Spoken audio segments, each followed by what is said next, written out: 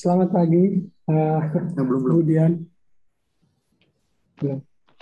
Selamat pagi, Pak. Eh, Bu, Pak Pak Nur sudah ada ya? Nel Malvin Nur, Bu Dian. Sudah ada Pak. Selamat pagi Pak Neil. Pak Konjen juga sudah ada. Selamat pagi, Pak. Selamat pagi, Pak. Selamat pagi, Bu Dian. Selamat pagi Pak Neil. Selamat pagi Pak Riki. Selamat pagi, Bu Dian, Pak Direktur, Pak Nil Madrid. Selamat pagi, Pak Riki. Baik. Ini kita mau putar video dulu, Pak Buhari, atau? Ya, silakan dulu Bu, nggak apa-apa, diputar dulu. Oke, sambil menunggu peserta yang lain ya Bapak-Bapak ya. Mas Zauki boleh diputar videonya dulu, Mas? Akhir-akhir ini, bersepeda menjadi hobi baruku. Atau lebih tepatnya, hobi lama yang kumulai lagi. Aku masih ingat, setiap sudut kota ini di memori masa kecilku. Kusadari semua jauh berbeda. Jalan yang dulu hanya berupa tanah, kini menjadi jalanan aspal yang mulus. Perjalanan bersepedaku membuatku menyadari betapa negeri ini tak henti membangun, memberikan kemudahan, melahirkan kenyamanan, membuatku semakin percaya setiap rupiah dari pajak yang kita bayar digunakan sebesar-besarnya untuk kemakmuran rakyat. Karena pajak adalah bukti cinta kita kepada negeri. Pajak kita untuk kita, pajak kuat Indonesia maju.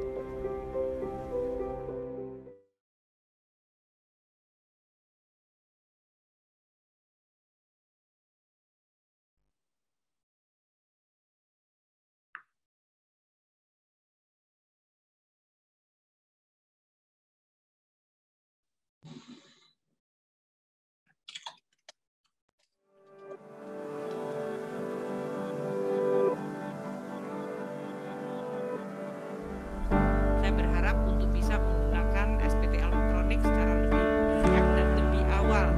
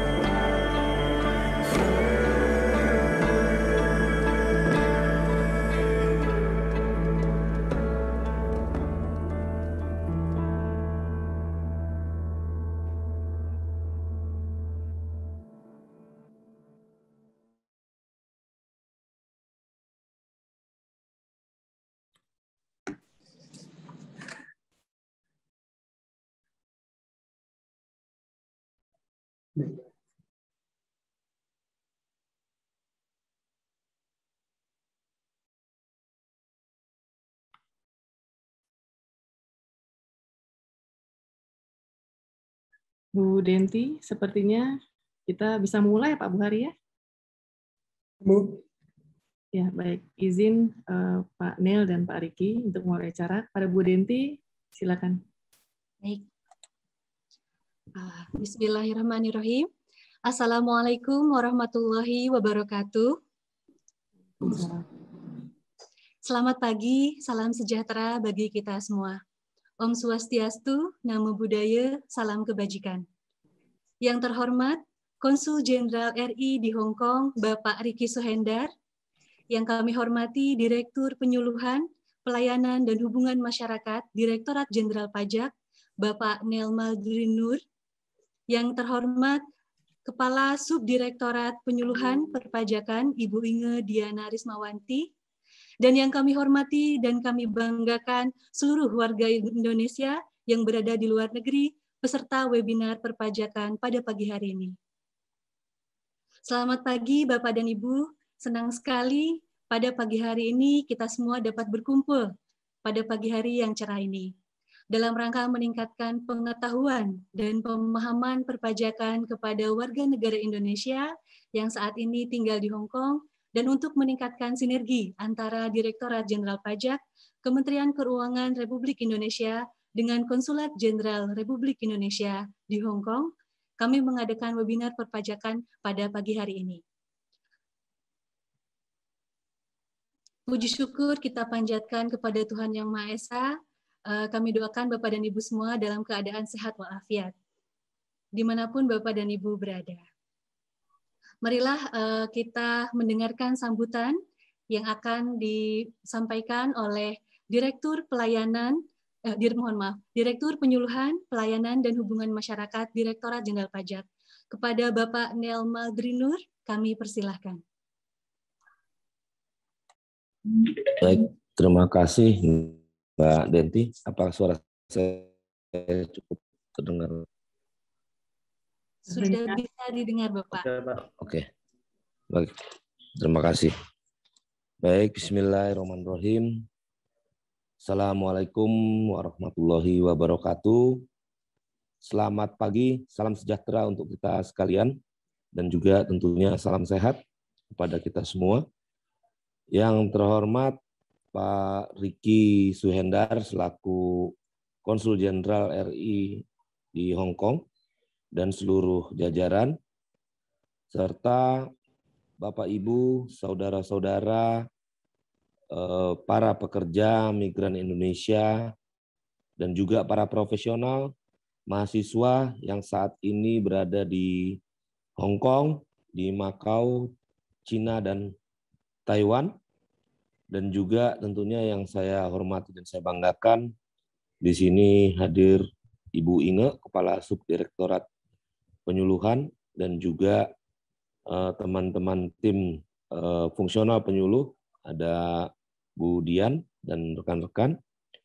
Alhamdulillah kita panjatkan puji dan syukur kehadirat Tuhan Yang Maha Esa, di mana pada kesempatan pagi hari ini kita semua masih diberikan kesehatan, diberikan kesempatan untuk kita bersama-sama silaturahmi, ya, saling berkenalan sesama warga Indonesia dalam sebuah acara terkait dengan edukasi di bidang perpajakan.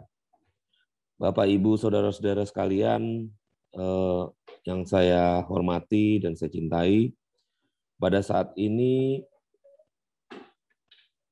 tentunya berdasarkan data di bulan April tahun 2021 yang disampaikan oleh Badan Perlindungan Pekerja Migran Indonesia, sampai saat ini luar biasa terdapat kurang lebih 3,7 juta penduduk Indonesia menjadi pekerja migran di Indonesia, di seluruh dunia. Sedangkan di Hong Kong, Macau, Cina, dan Taiwan sendiri merupakan negara-negara yang paling termasuk yang paling diminati oleh warga negara Indonesia sebagai tempat untuk bekerja dan juga mencari penghasilan. Tentunya peran para pekerja migran Indonesia yang tersebar di seluruh dunia, ya, termasuk yang berada di Hong Kong, di Macau, di Cina, dan Taiwan, tentunya memberikan peran yang sangat signifikan, ya, di dalam penerimaan negara. Remitansi dari para pekerja Indonesia di luar negeri memberikan sumbangan yang cukup besar dalam anggaran pendapatan belanja atau APBN. Ya, itulah sebabnya Bapak, Ibu, saudara-saudara sekalian, pemerintah biasa menyebutnya sebagai pahlawan devisa negara. Namun demikian, sebagai warga negara kita semua tentunya sangat paham bahwa kita juga memiliki kewajiban-kewajiban atas semua penghasilan yang kita terima. Setiap pribadi maupun badan usaha dimanapun berada, jika mendapatkan penghasilan akan dihadapkan pada sebuah regulasi kewajiban membayar pajak atas penghasilannya. Di Indonesia, sebagaimana Bapak Ibu mungkin sudah ketahui bahwa pajak merupakan salah satu sumber penerimaan negara yang menduduki proporsi sampai pada 85% dari total penerimaan pajak, penerimaan negara. Nah, terlebih di masa pandemi ini, saat ini, di mana peran negara sangat besar di dalam melakukan penyelamatan kesehatan maupun ekonomi. Mungkin Bapak, Ibu, rekan-rekan, saudara-saudara sekalian bisa mengikuti ya dari berita-berita yang ada di tanah air. Ya, saat ini pemerintah Indonesia sedang bekerja keras untuk fokus di dalam hal menangani masalah kesehatan maupun sekaligus menjaga pemulihan ekonomi yang ada saat ini. Sementara itu, penerimaan pajak tidak memberikan gambaran yang cukup mengembirakan, dikarenakan memang secara ekonomi terdapat beberapa pelemahan-pelemahan yang tentunya ikut berdampak pada penerimaan negara. Demikian juga terkait dengan kepatuhan, ya, kepatuhan secara formal, ya, saat ini masih kurang lebih baru sekitar 70%. Ya, tentunya ini masih sebuah angka yang masih dapat kita tingkatkan bersama. Bapak, Ibu, saudara-saudara setanah air yang saya banggakan, untuk membantu memudahkan pelaksanaan pemenuhan kewajiban perpajakan warga negara Indonesia yang saat ini berada di luar negeri, maka hari ini untuk Bapak, Ibu, dan rekan-rekan semua yang berada di Hong Kong, Makau, Cina, dan Taiwan, kami Direktorat Jenderal Pajak bekerja sama dengan Konsulat Jenderal Republik Indonesia di Hong Kong menyelenggarakan webinar perpajakan. Untuk itu tentunya saya mengucapkan banyak terima kasih kepada Konsulat Jenderal dalam hal ini Bapak Ricky Suhendar selaku Konsul Jenderal RI Hong Kong beserta jajarannya yang telah bekerja sama dengan kami di Direktorat Jenderal Pajak untuk dapat menyelenggarakan program ini dengan baik hari ini. Berdasarkan Undang-Undang Cipta Kerja yang diundang pada bulan November tahun 2020 yang lalu, warga negara Indonesia yang tinggal di luar negeri atau berada di luar negeri selama lebih dari 183 hari dalam jangka waktu 12 bulan, ya, ini bisa saya sampaikan di sini, dapat mengajukan, ya, jadi dapat mengajukan permohonan kepada Direktur Jenderal Pajak untuk ditetapkan sebagai pajak luar negeri. Nah, pengaturan ini memberikan pilihan kepada seluruh warga negara Indonesia yang bekerja di luar negeri, apakah tetap ingin menjadi subjek pajak dalam negeri ataupun memilih menjadi subjek pajak luar negeri. Dan tentunya di kedua kriteria yang ditentukan ini akan mempunyai konsekuensi masing-masing. Nah, oleh karena itu, mudah-mudahan nanti dengan mengikuti webinar perpajakan pada hari ini, Bapak, Ibu, saudara-saudara sekalian semua menjadi lebih paham dan dapat melaksanakan kewajiban perpajakan dengan lebih mudah. Dan kami yakin dengan kecintaan Bapak Ibu sekalian, ya walaupun jauh di mata ya, tapi ini dekat di hati, ya. Kami yakin bahwa tidak akan pernah luntur, ya, kecintaan kepada tanah air, ya, walaupun sudah lama meninggalkan tanah air Indonesia. Pembayaran pajak tentunya merupakan wujud kegotong royongan dan kecintaan kita sebagai warga negara. Dan kami yakin ke depannya bukan hanya gelar pahlawan devisa negara yang disematkan pada Bapak, Ibu, saudara-saudara sekalian, tetapi juga menjadi pahlawan penerimaan pajak. Dan sekali lagi, saya ingin mengakhiri sambutan saya ini dengan mengucapkan terima kasih kepada Bapak Ricky Suhendar selaku Konsul Jenderal RI Hong Kong dan seluruh jajaran yang telah memberikan kesempatan dan memfasilitasi Direktorat Jenderal Pajak dalam webinar ini. Semoga sinergi yang baik ini dapat kita selalu jaga dan kita tingkatkan di masa-masa yang akan datang demi kemajuan Negara Kesatuan Republik Indonesia. Kami juga mendoakan Bapak, Ibu, saudara-saudara sekalian selalu sehat, ya, baik itu di Hong Kong, di Makau, di Taiwan maupun di manapun saat ini berada, ya. Dan tentunya kami juga senantiasa mendoakan Bapak Ibu sekalian selalu sukses dan sejahtera. Terima kasih. Selamat mengikuti webinar perpajakan hari ini. Selamat pagi. Wabillahi taufiq wal hidayah. Wassalamualaikum warahmatullahi wabarakatuh. Waalaikumsalam warahmatullahi wabarakatuh. Terima kasih banyak Pak Nel sudah memberikan sambutan. Marilah sekarang kita perdengarkan sambutan yang akan disampaikan oleh yang terhormat Bapak Konsul Jenderal Republik Indonesia di Hong Kong. Kepada Bapak Riki Sohendar, kami persilahkan. Baik, terima kasih Bu Denti selaku moderator. Yang saya hormati Bapak Direktur Penyuluhan Pelayanan Hubungan Masyarakat, Bapak Nil Madrin Nur, beserta jajaran. Yang saya hormati para narasumber pada pagi hari ini, Ibu Dian, lalu Pak Buhari, dan tentu saja seluruh peserta pada webinar pagi ini, baik di Hong Kong, Makau, maupun di beberapa wilayah lain di Cina ini yang juga turut hadir pada acara webinar kali ini. Assalamualaikum warahmatullahi wabarakatuh. Salam sejahtera bagi kita semua. Puji syukur kita selalu panjatkan tentu saja kepada Allah Subhanahu wa Ta'ala, karena berkat rahmat-Nya lah kita semua dapat hadir pada pagi hari ini dalam keadaan sehat walafiat.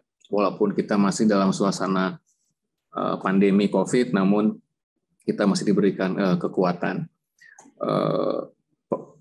Pertemuan pagi ini saya kira sangat penting karena tema yang akan dibawakan sangat relevan karena membahas terkait dengan perpajakan di Indonesia bagi warga negara Indonesia yang tinggal di luar negeri. Tujuannya pun penting karena kita sebagai warga negara Indonesia di luar negeri, seperti dikatakan oleh Pak Direktur tadi, bahwa tetap kita tunduk pada aturan-aturan hukum yang berlaku di Indonesia.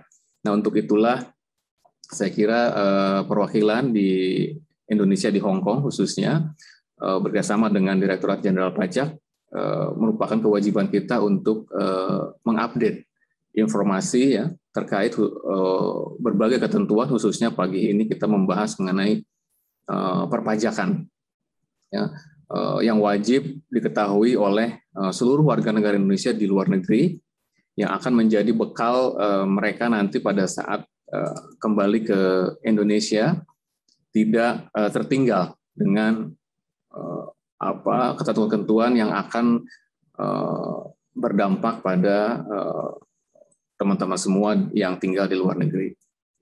Nah, Bapak Ibu sekalian, di Hong Kong khususnya kita ketahui bahwa kurang lebih ada 155.000 warga Indonesia yang bermukim di sini. Nah, tentu saja dengan berbagai latar belakang ya,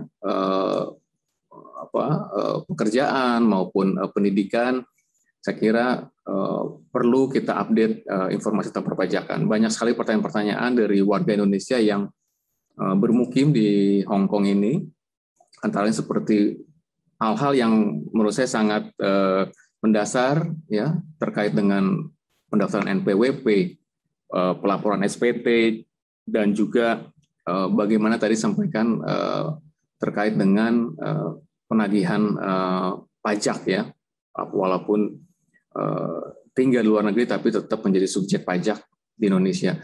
Nanti mungkin para narasumber akan menjelaskan, tadi disinggung ada istilah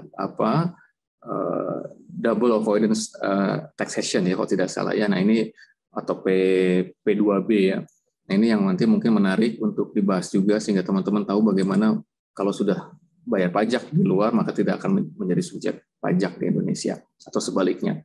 Nah, untuk itu pagi hari ini saya kira narasumber yang sangat mumpuni yang akan berbagi informasi, dan saya berharap seluruh peserta pada pagi hari ini pun dapat mereplikasi atau menggetok tularkan gitu ya istilahnya kepada teman-teman lain yang belum bisa hadir pada webinar pagi ini. Tadi disinggung oleh Pak Direktur bahwa kita pahami bersama pajak merupakan salah satu penerimaan negara yang paling penting. Ya, pajak merupakan iuran wajib yang dibayar rakyat ya, kepada negara, dan tentu saja uang pajak tersebut nanti akan dikembalikan kembali kepada rakyat untuk berbagai fasilitas ya yang akan dinikmati oleh warga Indonesia sendiri. Nah, untuk itulah mengapa tema kali ini menjadi penting, saya kira ya. Nah, dan oleh karena itu saya harap webinar kali ini akan berjalan dengan baik dan lancar, dan silakan nanti para peserta untuk memanfaatkan forum ini ya dalam diskusi nanti. Tanyakan seluas-luasnya, mumpung ada para narasumber kita, apa saja yang perlu diketahui yang terkait langsung dengan kepentingan Bapak Ibu sekalian, warga Indonesia yang tinggal di Hong Kong ini. Akhir kata saya akhiri sambutan singkat saya. Semoga seluruh warga negara Indonesia yang ada di Hong Kong, para pekerja migran kita ya di Hong Kong ataupun di Makau dapat mengambil manfaat dan selalu dilimpahi kesehatan dan kekuatan dalam menjalankan tugas kita bersama di Hong Kong ini. Saya akhiri, wabillahi taufiq wal hidayah. Wassalamualaikum warahmatullahi wabarakatuh. Waalaikumsalam warahmatullahi wabarakatuh.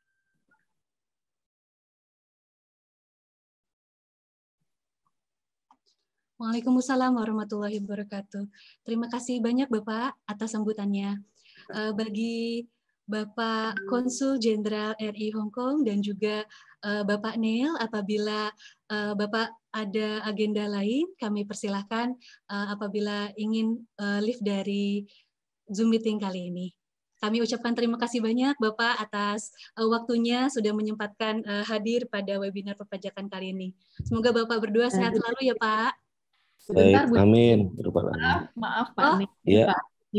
Mungkin ini mumpung berkumpul nih Pak Nil, kita ketemu sama saudara-saudara di Hong Kong ya Pak. Iya, iya. Yang baik kita bisa foto bareng dulu ya sebelum ya boleh. Meninggalkan. Boleh tim ya Mas Zauki atau Mbak Denti dipandu foto barengnya pada page ini. Silakan Mbak Denti. Oh iya, baik.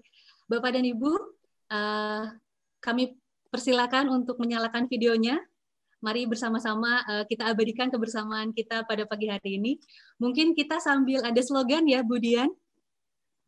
Pajak kita untuk kita. Mungkin seperti itu ya. Tangannya boleh dikepalkan Bapak dan Ibu. Baik. 1, 2, 3. Pajak kita untuk kita. Untuk kita. Baik. Di sini ada 5 layar ya Bapak Ibu. Jadi mungkin jadi 5 kali begitu ya? Betul. Baik, sebentar. Oke. 1, 2, 3. Satu kali lagi ya Bapak Ibu. Pajak kita untuk kita. Untuk kita. Kita untuk kita. Baik. Baru 2. Baik. Lagi ya Bapak Ibu. Pajak kita untuk kita. Untuk kita. Baik. Layar yang ke-3. 3. Pajak kita untuk kita. Ya.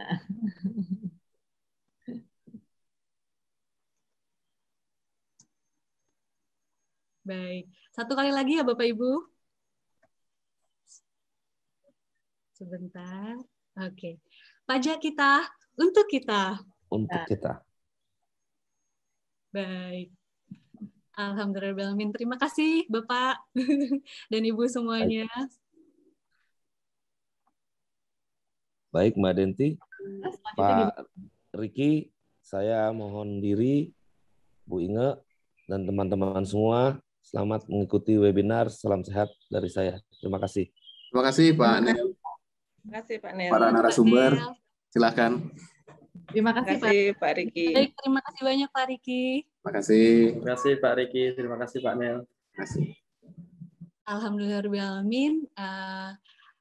Marilah Bapak dan Ibu, kita lanjutkan ke acara inti yang akan dipandu oleh moderator kita, Bapak Buhori Sirait. Beliau saat ini menjabat sebagai Atase Keuangan di Konsulat Jenderal Republik Indonesia di Hong Kong. Kepada Bapak Buhori Sirait, Kami persilahkan. Baik, terima kasih Bu Denti selaku MC kita pada hari ini yang telah memberikan kesempatan kepada saya untuk melanjutkan acara ini. Pertama-tama izinkan saya menyapa Bapak Ibu yang sudah hadir. Tadi Bapak yang terhormat Bapak Neil Madrino selaku Direktur Penyeluduhan Pelayanan dan Hubungan Masyarakat. Kemudian yang terhormat Bapak Riki dan juga Bapak Ibu peserta webinar pada kali ini. Tadi telah disampaikan Bapak Konsul Jenderal KJRI sebagai perwakilan pemerintah Indonesia di Hong Kong dan Makau, selain memberikan perlindungan kepada warga negara Indonesia, juga turut memberikan informasi tentang beragam peraturan, banyak peraturan, yang berkaitan langsung dengan setiap warga negara Indonesia, termasuk ketentuan perpajakan. Ya, banyak pertanyaan-pertanyaan dari warga negara Indonesia yang bermukim di luar negeri tentang perpajakan. Seperti kita sering di sini dengar, apakah warga negara Indonesia yang bekerja di luar negeri wajib punya NPWP? Atau apakah penghasilan warga negara di luar negeri merupakan objek pajak di Indonesia? Nah, terus ada tambahan lagi, mengapa beli atau kredit properti di Indonesia harus punya NPWP? Kan saya sudah bayar pajak di Hong Kong. Ya, jadi untuk menjelaskan hal-hal ini, saat ini sudah hadir narasumber dari Direktorat Jenderal Pajak untuk memberikan informasi yang tepat kepada Bapak Ibu sekalian. Inilah dia, narasumber kita Ibu Dian, pejabat fungsional Madia Penyuluh Direktorat Jenderal Pajak. Ya. Nah, kita bisa lihat CV dari Ibu Dian. Ya. Bu Dian, materi yang akan Ibu sampaikan kira-kira mungkin ya 20 menit, dan sisanya akan kita gunakan untuk diskusi. Kami juga mengundang Bapak Ibu sambil menyimak presentasinya Bu Dian nanti, boleh melayangkan pertanyaan melalui chat yang tersedia. Atau juga setelah selesai nanti presentasi Bu Dian, peserta dapat menggunakan fasilitas raise hand pada aplikasi untuk mengajukan pertanyaan secara langsung. Untuk itu, mari kita simak pemaparan dari Bu Dian. Silakan Bu Dian. Baik, terima kasih Pak Buhari. Assalamualaikum warahmatullahi wabarakatuh. Selamat siang, salam sejahtera, Om Swastiastu, Namo Buddhaya, salam kebajikan. Saya haturkan kepada saudara-saudara saya yang pada hari ini berada di Hong Kong, Macau, China, Taiwan, atau bahkan ada di negara lain lagi ya Pak Buhari ya. Saya dapat info katanya ada dari New Zealand juga. Selamat siang, salam sehat ya. Saya sampaikan, dan saya sampaikan juga doa buat kita semua supaya kita semua diberikan kesehatan ya, kekuatan, dan juga mungkin buat saudara-saudara, Bapak Ibu semua yang sekarang ada di tanah air, mungkin kalau mendengarkan beritanya sedang agak kurang enak ya, saya doakan juga supaya apabila ada saudara-saudara yang sedang tertimpa penyakit ya, COVID ini bisa segera disembuhkan. Baik Bapak dan Ibu, suara saya sudah terdengar ya? Cukup terdengar ya? Baik, kita langsung saja ngobrol-ngobrol tentang pajak. Namun sebelumnya saya mau menyampaikan juga nih perasaan saya senang banget Pak Buhari bisa menyaksikan langsung nih di layar, banyak sekali teman-teman saudara-saudara yang menyalakan videonya dan terlihat sekali semangat ya. Tadi ketika Mbak Denti mengajak berfoto pajak kita, untuk kita tuh kelihatan wajahnya itu seperti wajah yang menahan rindu juga mungkin ya. Menahan rindu pada saudara-saudara dari tanah air gitu ya. Semoga sih acara kita ini juga bisa sedikit mengobati ya. Kita sambil belajar pajak juga, sambil juga mungkin Bapak Ibu bernostalgia lah ketemu dengan salah satu saudara yang ada di tanah air. Baik, kita langsung saja memasuki materi ya mengenai perpajakan. Ya, sudah keluar ya materinya ya? Sudah Bu Dian. Oke, baik. Ya, yang kita ambil judul mengupas perpajakan Indonesia bagi warga negara Indonesia yang berada di luar negeri. Jadi kalau kita bicara kewajiban pajak Bapak Ibu ya, sebelum memulai saya ingin mengajak Bapak Ibu untuk melepaskan dulu nih kalau selama ini ada stigma, ada perasaan kalau ngomongin pajak itu susah, kalau ngomongin pajak itu bikin pusing gitu ya. Tenang aja Bapak Ibu, nanti ya setelah kita belajar Bapak Ibu langsung paham, oh ternyata nggak sesulit itu kok ya. Kesulitan itu mungkin biasanya karena belum dilaksanakan ya, karena bukan hal yang biasa, karena kalau ngomong kewajiban pajak ini kan ya, kalau pelaporan tadi Pak Nil sampaikan ada kepatuhan formal, itu kan hanya dilaksanakan setahun sekali. Ya, yang ini banyak sekali orang-orang yang kemudian setiap tahun itu jadi lupa lagi, belajar lagi. Jadi karena bukan hal yang rutin, jadi mungkin merasakan kesulitan. Tapi kami harapkan nanti setelah kita sampaikan, Bapak Ibu akan lebih terurai. Oh, ternyata tidak sesulit itu kok, gitu ya. Karena tadi saya lihat nih, acara belum dimulai sudah ada yang bertanya ya. Mungkin selama ini sudah memendam ya pertanyaan yang ingin ditanyakan. Ya, jadi kalau kita bicara perpajakan, maka ada dua hal yang berjalan beriringan, yaitu ada hak dan ada kewajibannya. Jadi Bapak Ibu, nah mungkin yang selama ini menjadi beban kita adalah mengenai kewajibannya. Nah, kewajiban perpajakan ini Bapak Ibu, ini akan muncul ya ketika Bapak Ibu sudah memenuhi persyaratan subjektif dan objektif. Nah, ini tadi ya. Jadi, kewajiban akan muncul kalau Bapak Ibu sudah memenuhi syarat subjektif dan objektif. Apa sih maksudnya dengan kewajiban-kewajiban ini? Kalau subjektif ini sama seperti namanya, jadi tergantung kepada kondisi subjeknya. Bapak Ibu sudah memenuhi persyaratan belum gitu ya?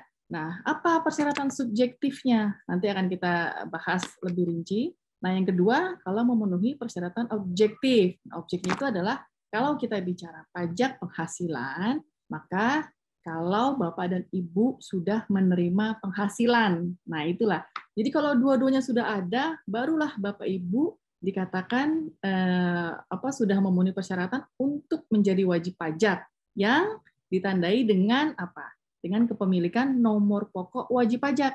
Jadi Bapak Ibu harus mengajukan permohonan nomor pokok wajib pajak atau NPWP ini ya ketika sudah memenuhi dua syarat ini.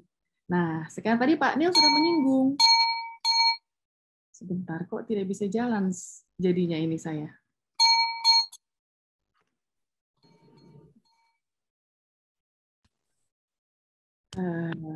Sebentar. Tadi baik-baik saja ya. Oke, sepertinya saya harus minta bantuan Pak Zauki. Pak Zauki boleh bantu ya untuk share ya?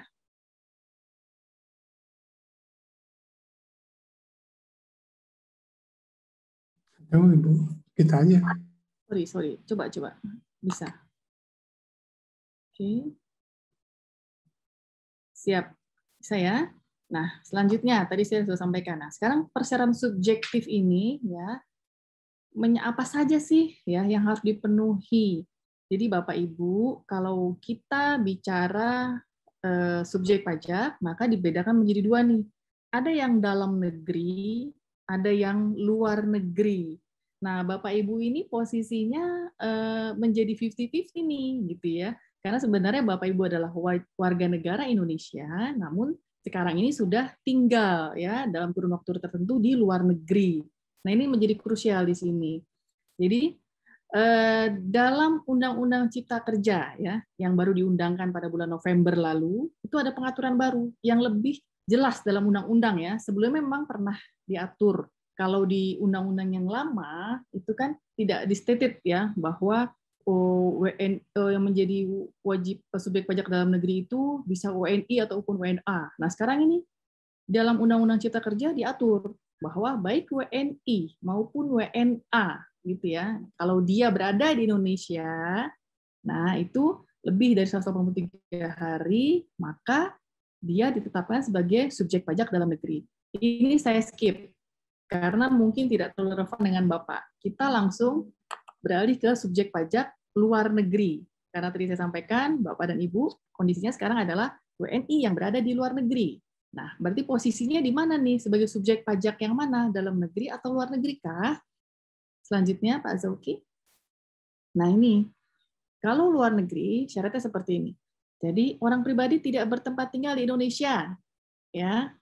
Kemudian warga negara asing yang berada di Indonesia tidak lebih dari 183 hari. Nah, ini yang B juga tidak relevan. Nah, jadi yang relevan buat Bapak Ibu semua adalah yang A dan C. Jadi, tidak bertempat tinggal di Indonesia. Nah, memenuhi persyaratan apa? 1, bertempat tinggal di luar Indonesia. Namun seringkali kalau posisi mungkin BMI ini ya, atau profesional yang ada di luar negeri saat yang hadir sekarang, mungkin selain punya tempat tinggal di luar Indonesia, juga punya tempat tinggal di Indonesia. Nah, ini berarti harus turun nih ke persyaratan nomor 2. Jadi persyaratan 1 dan 3 itu sifatnya berjenjang ya Bapak Ibu ya. Jadi harus hanya bertempat tinggal di luar Indonesia aja. Tapi kalau ternyata punya di dalam negeri juga, masih punya rumah di Indonesia juga, turun ke persyaratan kedua, memiliki pusat kegiatan utama di luar Indonesia, ya, atau Center of Vital Interest. Jadinya Bapak Ibu bekerjanya di sana, dapat penghasilannya di luar negeri. Berarti memenuhi dong sudah yang kedua. Kalau sudah memenuhi sampai kedua, nggak perlu turun ketiga. Ya. Tapi ada kalanya kan, Bapak Ibu juga melakukan kegiatan utama di Hong Kong, tapi juga masih mendapatkan penghasilan nih, misalnya dari Indonesia. Berarti masih memenuhi dua-duanya. Turun lagi ke syarat yang ketiga, yaitu memiliki tempat menjalankan kebiasaan di luar Indonesia, atau istilahnya habitual abode. Ya. Jadi kalau Bapak Ibu, nah yang nomor 3 saya yakin pasti sudah namanya kebiasaan sehari-hari kan nggak mungkin ya pagi di Hong Kong sore di Indonesia ya, jadi artinya pasti sudah memenuhi sama yang ketiga. Nah yang syarat keempat dan kelima itu wajib Bapak Ibu penuhi. Jadi Bapak Ibu menjadi subjek pajak di negara lain, dalam hal ini menjadi subjek pajak di Hong Kong, sudah dikenakan pajak di Hong Kong. Nah saya yakin Bapak Ibu yang sekarang ada di Hong Kong sudah dikenakan pajak di Hong Kong.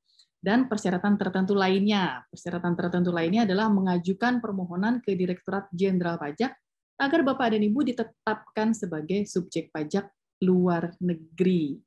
Semoga sampai di sini bisa dipahami Bapak Ibu ya.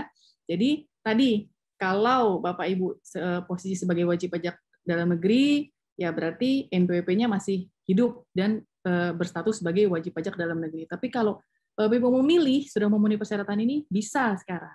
Gitu ya. Selanjutnya.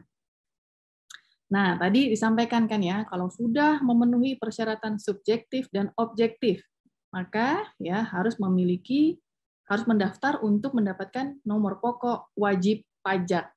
Nah, ini yang saya merasa harus klarifikasi Bapak Ibu di sini ya, karena ini kalau yang saya baca-baca dan saya dapat info dari Pak Buhari, ini menjadi pertanyaan yang banyak ditanyakan nih buat warga negara Indonesia di Hong Kong ya, di luar negeri.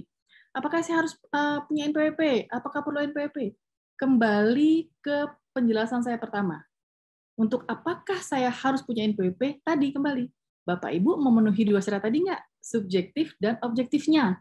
Ya, kalau NPWP berarti kan untuk wajib pajak dalam negeri. Bapak Ibu memenuhi nggak dalam negeri? Ada di Indonesia lebih 103 hari nggak? Terus ada penghasilan tidak? Nah, kalau tidak, maka memang tidak perlu. Namun ya mungkin kita dihadapkan pada permasalahan sehari-hari nih kalau untuk warga negara Indonesia di luar negeri. Ketika kita mau beli aset, kita mau beli properti di Indonesia, nah itu biasanya mensyaratkan NPWP.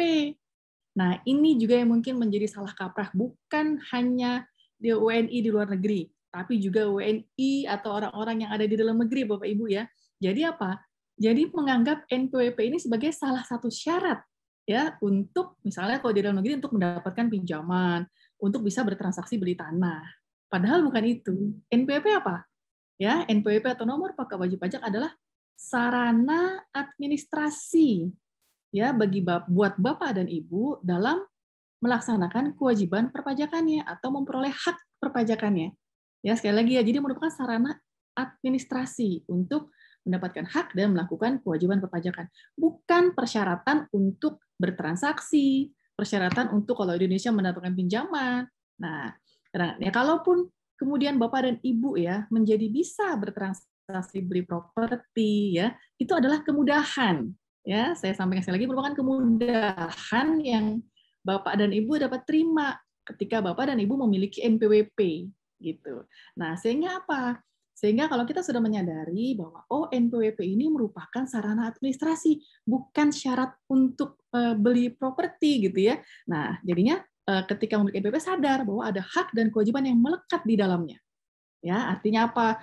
Kewajiban misalnya melaporkan SPT atau surat pemberitahuan ya. Kalau untuk orang pribadi surat pemberitahuan tahunannya disampaikan 1 tahun sekali, paling lambat 3 bulan setelah berakhirnya tahun pajak, atau kalau gampangnya ya setiap tanggal 31 Maret. Ya Bapak Ibu ya, jadi kalau punya NPWP-nya aktif, itu konsekuensinya. Gitu ya. Jadi jangan kita mau beli aset, kita butuh NPWP, kita daftar, ya setelah dapat NPWP-nya disimpan di bawah lemari. Nah, habis itu lupa, tidak melakukan kewajibannya. Itu yang harus kita ingat-ingat. Nah, lantas bagaimana dong? Oke. Saya sudah paham nih ya, sebagai warga negara, saya sudah paham fasilitas atau kemudahan yang saya dapatkan kalau saya memiliki NPWP. Bagaimana cara mendapatkannya? Nah, buat Bapak dan Ibu, kalau belum memiliki NPWP, gampang sekali sekarang dari Hong Kong bisa langsung akses saja di menu irek.pajak.go.id. Ya, di paling bawah ada ya, secara online.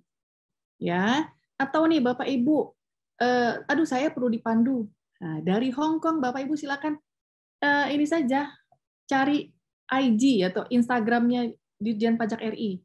Bapak Ibu DM ya, direct message ke sana, tanya, saya lokasinya di sini, NPWP-nya terdaftar di KPP mana. Nanti akan dikasih tahu, dipandu oleh teman-teman di KPP secara online juga. Jadi nggak ada masalah sekarang ya Bapak Ibu ya. Di zaman seperti sekarang, Bapak Ibu bisa kapan saja berkomunikasi secara online. Selanjutnya bagaimana tahapannya? Nanti setelah Bapak Ibu klik di irek.pajak.go.id, klik daftar ya di menu irek tersebut. Nah, nanti itu jelas kok, ada panduannya.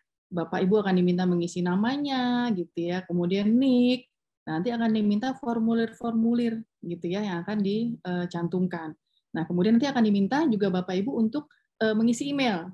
Nah, di email itu akan dikirim link aktivasi. Ya, selanjutnya nanti Bapak Ibu buka di email Bapak Ibu, diklik link aktivasinya, diisi prosesnya, nanti sudah Bapak Ibu tentukan sendiri apa password-nya gitu untuk login, nanti login kembali di menu yang tadi. Ya, ini mudah sekali, saya yakin Bapak Ibu akan langsung dapat mengerjakannya sendiri. Selanjutnya, nah ini dia. Tadi saya sampaikan ya, Bapak Ibu bisa koordinasi atau hubungi IG-nya Ditjen Pajak RI untuk tanya, atau Bapak Ibu bisa langsung tanya, klik juga nih di alamat ini. Nanti materinya sudah saya share ya kepada Pak Buhari, mungkin bisa di-share kepada para peserta juga. Dan akan diketahui nomor telepon, WhatsApp, dan email. Bisa langsung tanya kepada mereka. Ya, kepada teman-teman. Jadi teman-teman di kantor pelayanan pajak pun memiliki fungsional penyuluh seperti kami yang bisa akan siap memberikan pelayanan kepada Bapak Ibu. Selanjutnya, nah, tadi kita selesai ya. Saya sampai tahap di NPWP. Pendaftaran NPWP saya sudah sampaikan begitu mudahnya, semoga bisa ditangkap. Tinggal yang penting alamatnya nggak salah gitu ya, irek.pajak.go.id. Nanti diikuti semua langkah-langkahnya, persyaratan yang diminta apa, dipenuhi saja. Kalau orang pribadi cukup kan KTP kalau di dalam negeri ya, Bapak Ibu mungkin bisa mencantumkan paspornya gitu ya. Nah, kemudian setelah kita memiliki NPWP, saya sampaikan tadi, NPWP itu sarana administrasi, ada hak, ada kewajiban. Nah, kewajibannya apa? Kalau Bapak Ibu kemudian ada penghasilan, ya, penghasilan itu merupakan objek pajak penghasilan yang harus dibayarkan. Nah, tapi kalau Bapak Ibu sudah dipotong pajaknya di Hong Kong, ya berarti sudah selesai. Tinggal Bapak Ibu harus melaporkan kalau Bapak Ibu statusnya wajib pajak dalam negeri.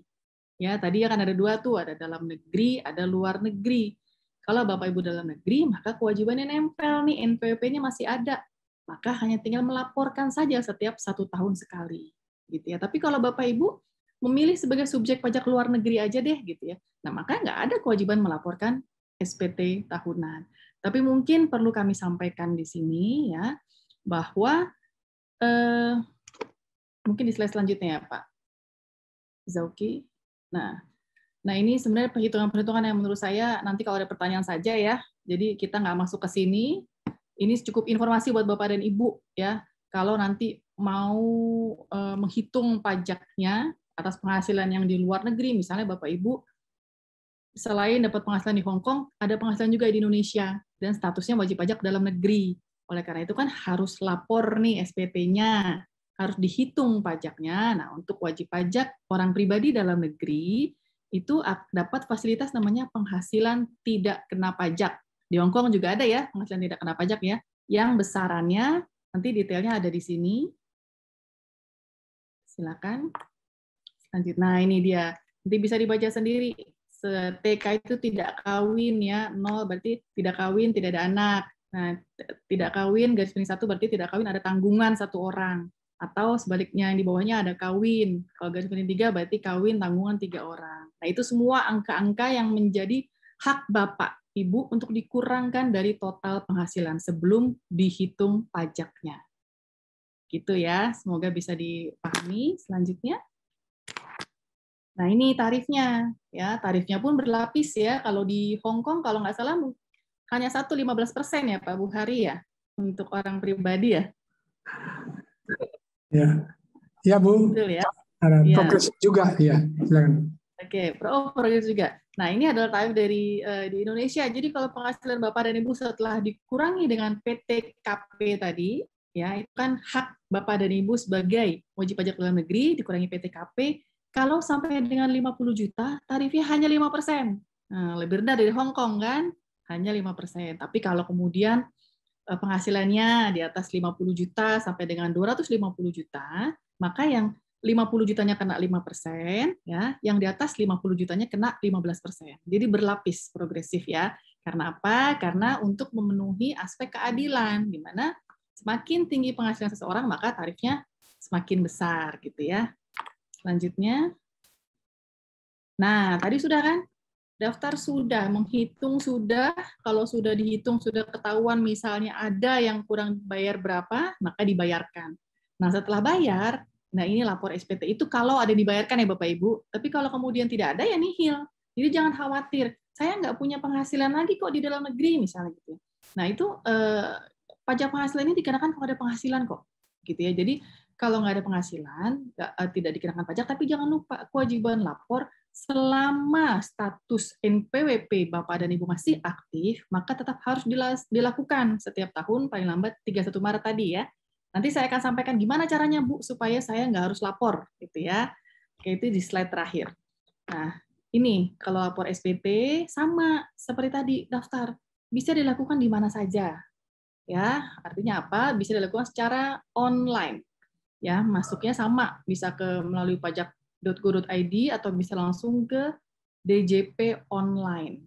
Ya, nanti Bapak Ibu tinggal memasukkan ya, setelah Bapak Ibu punya NPWP, nanti Bapak Ibu punya yang namanya EVIN ya. EVIN itu NPWP elektronik lah ya. Itu dimasukkan saja, ada jelas permintaannya apa, kita masukkan, nanti ada kita klik lapor. Nanti setelah keluar menu kan ada menu dashboard, profil, bayar, lapor. Klik lapor. Nanti lapor juga ada pilihannya lagi dengan e-form atau e-filing. Nah, ini pada prinsipnya sama saja. Kalau e-filing itu artinya Bapak online terus. Jadi kalau kemudian tiba-tiba ketika mengisi internetnya hilang, jadi harus ulang dari awal. Kalau e-form Bapak bisa mengisi secara offline. Tapi intinya sama saja. Formulir yang diisi sama saja. Selanjutnya. Nah, ini kami juga menginformasikan nih kalau di Indonesia SPT tahunan orang pribadi ada 3 macam, tapi nggak usah jadi bikin pusing ya. Bapak dan Ibu ini kemungkinan besar masuk di yang nomor 2 dan 3. Ya, yang tipenya 1770S ya. Jadi SS ini artinya sangat sederhana. Ya, S sederhana. Apa bedanya yang S dengan yang tidak ada hurufnya? Kalau yang S yang sederhana ini ya, bahwa Bapak itu penghasilannya lebih dari 60 juta dalam setahun. Dan penghasilan lebih dari satu sumber, tapi semata-mata dari pekerjaan saja, gitu ya. Nah, kalau kemudian sumber penghasilan Bapak itu ada dari kegiatan usaha atau dari pekerjaan bebas. Pekerjaan bebas itu kalau dokter ya, profesi-profesi yang akuntan, notaris itu pekerjaan bebas. Nah, ini yang digunakan adalah SPT 1770 tanpa huruf. Karena apa? Karena lebih complicated ya, tidak sederhana lagi. Kalau yang hanya sebagai pekerja kan sederhana, tapi jumlahnya di atas 60 juta, pakai yang S. Nah, selanjutnya, nanti, nah ini tadi saya sampaikan di awal ya, bahwa sistem pajak kita ini kan worldwide income. Jadi, mengenakan pajak atas penghasilan yang bersumber dari dalam dan luar negeri. Ini dalam hal Bapak Ibu statusnya wajib pajak dalam negeri, ya, sehingga penghasilan harus ditambahkan semua dan dihitung, kemudian dilaporkan. Seperti yang saya sampaikan tadi, pelaporannya pun mudah. Ya, selanjutnya. Nah, kita langsung masuk contoh-contoh saja ya. Ini contohnya Mbak Aryati ini 30 tahun belum menikah. Dia bekerja di Hong Kong tidak lebih dari 183 hari. Nah, selain penghasilan di Hong Kong, Aryati masih dapat penghasilan di Indonesia. Nah, dari sini dapat kita simpulkan bahwa kan nggak sampai 183 hari nih, berarti termasuk dalam wajib pajak dalam negeri. Ya, dia nggak ada pilihan karena tidak memenuhi persyaratan lebih dari 183 hari. Dia harus wajib pajak dalam negeri.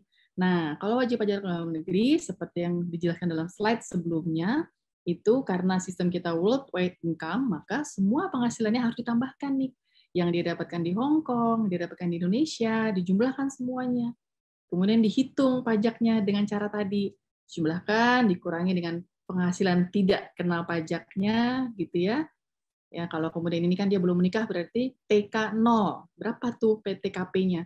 Setelah dapat, dia lapisan ke berapa? Kalau tidak sampai 50 juta, maka tarifnya 5% pajaknya. Kemudian dia bayar. Tapi kemudian setelah dapat nih misalnya, oh pajaknya 10 juta gitu ya.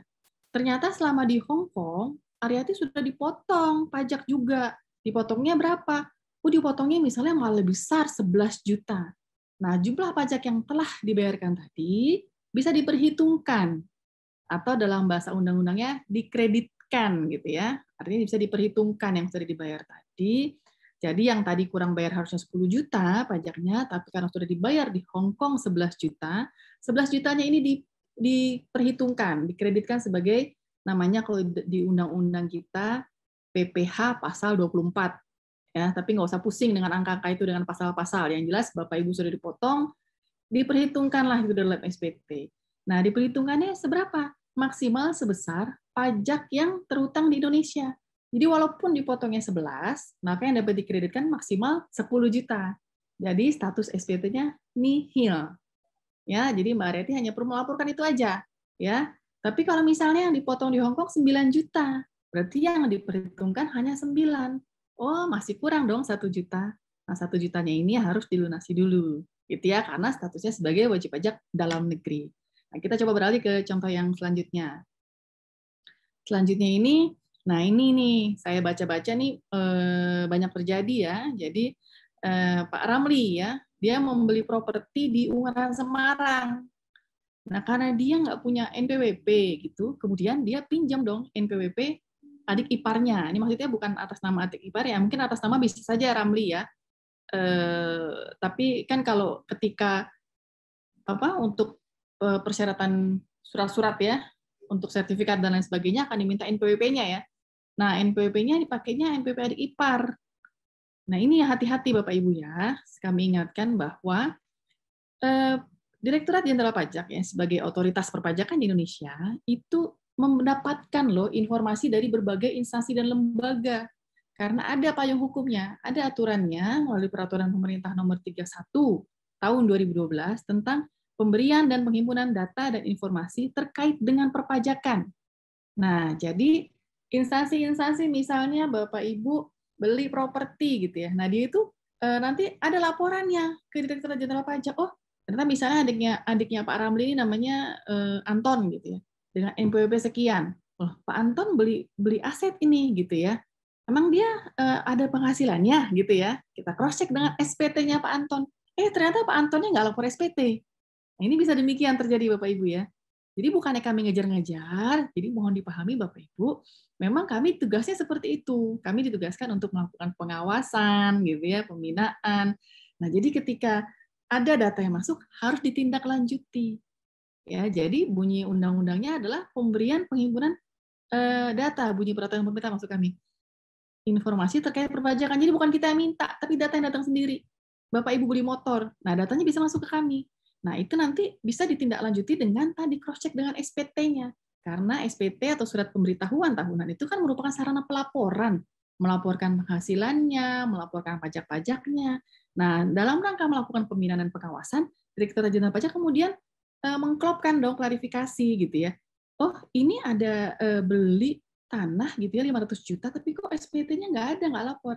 Nah, maka kemudian DJP bisa bersurat nih, melakukan pengiriman surat ke Bapak Anton tadi. Nah, karena atas namanya dia. Nah, kalau kemudian nanti tidak ada tanggapan, nah itu bisa panjang nanti ceritanya. Jadi, saya ingatkan di sini untuk berhati-hati bahwa pelaksanaan ya metode seperti ini akan ada konsekuensinya juga gitu. Selanjutnya. Nah, ini contoh yang ketiga. Mas Boy, warga negara Indonesia. Dia bekerja di Turki, di Hong Kong lah ini harusnya contohnya ya. Lebih dari 183 hari. Nah, tadi beda dengan Mbak Aryati tadi, dia sudah lebih dari 183 hari. Nah, kemudian dia sudah dipotong pajak di sana. Sedangkan di Indonesia, Mas Boy juga memperoleh penghasilan dari ruko.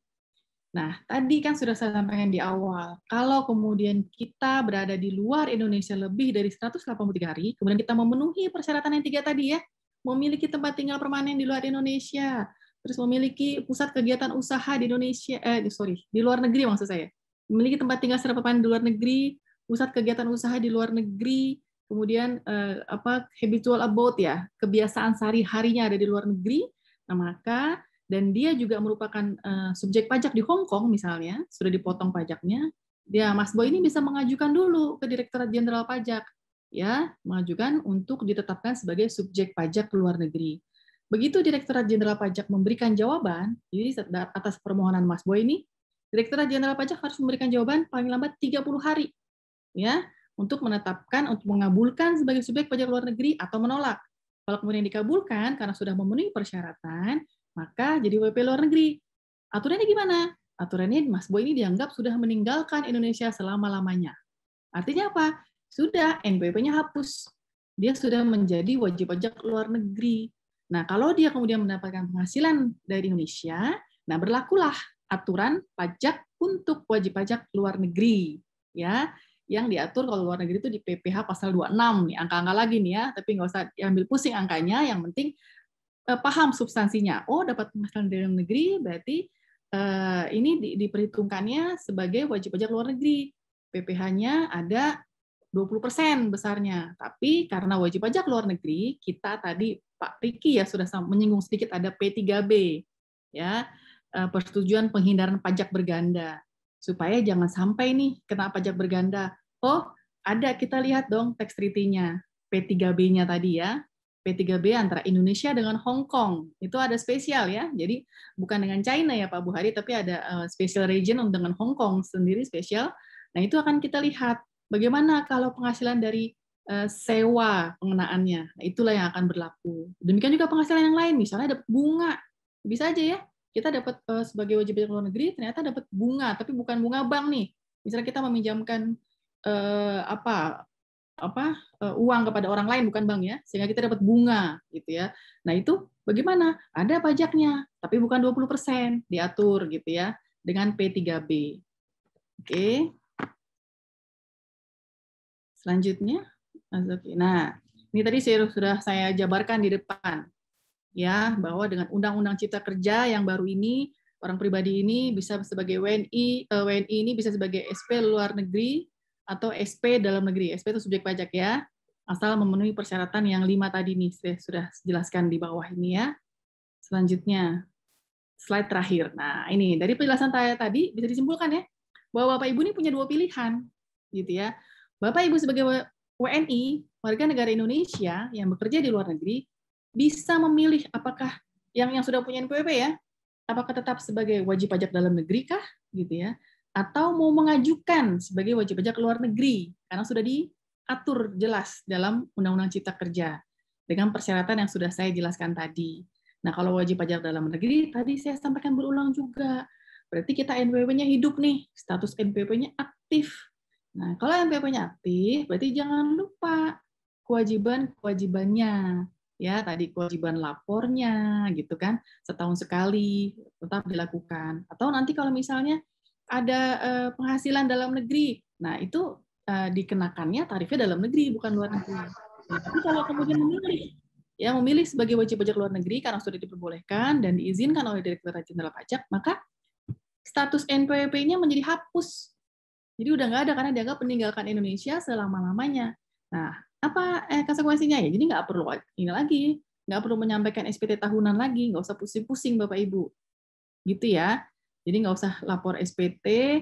Nah, tapi tadi kan NPWP memberikan kemudahan nih, ketika Bapak Ibu perlu bertransaksi beli properti. Nah, kalau NPWP-nya nggak ada, jadi nggak bisa, gitu. Nah, ada pilihan lagi menjadi non-efektif. Non-efektif ini ada pengajuannya, Bapak Ibu silakan mengajukan ke kantor pelayanan pajak setempat. Tadi kan ada alamatnya ya, KPP-nya mana, sampaikan saja. Saya nggak ada penghasilan di Indonesia nih, saya ajukan NE saja. Nah, itu nanti akan dipandu oleh teman-teman di KPP. Jadi jangan khawatir. Saya harapkan Bapak Ibu setelah mendengarkan ini ya, jadi ada pilihan-pilihan, nggak kaku gitu ya, nggak harus, oh saya nggak harus punya NPWP terus dan harus lapor terus repot nih. Oh saya nggak harus bayar kok gitu ya.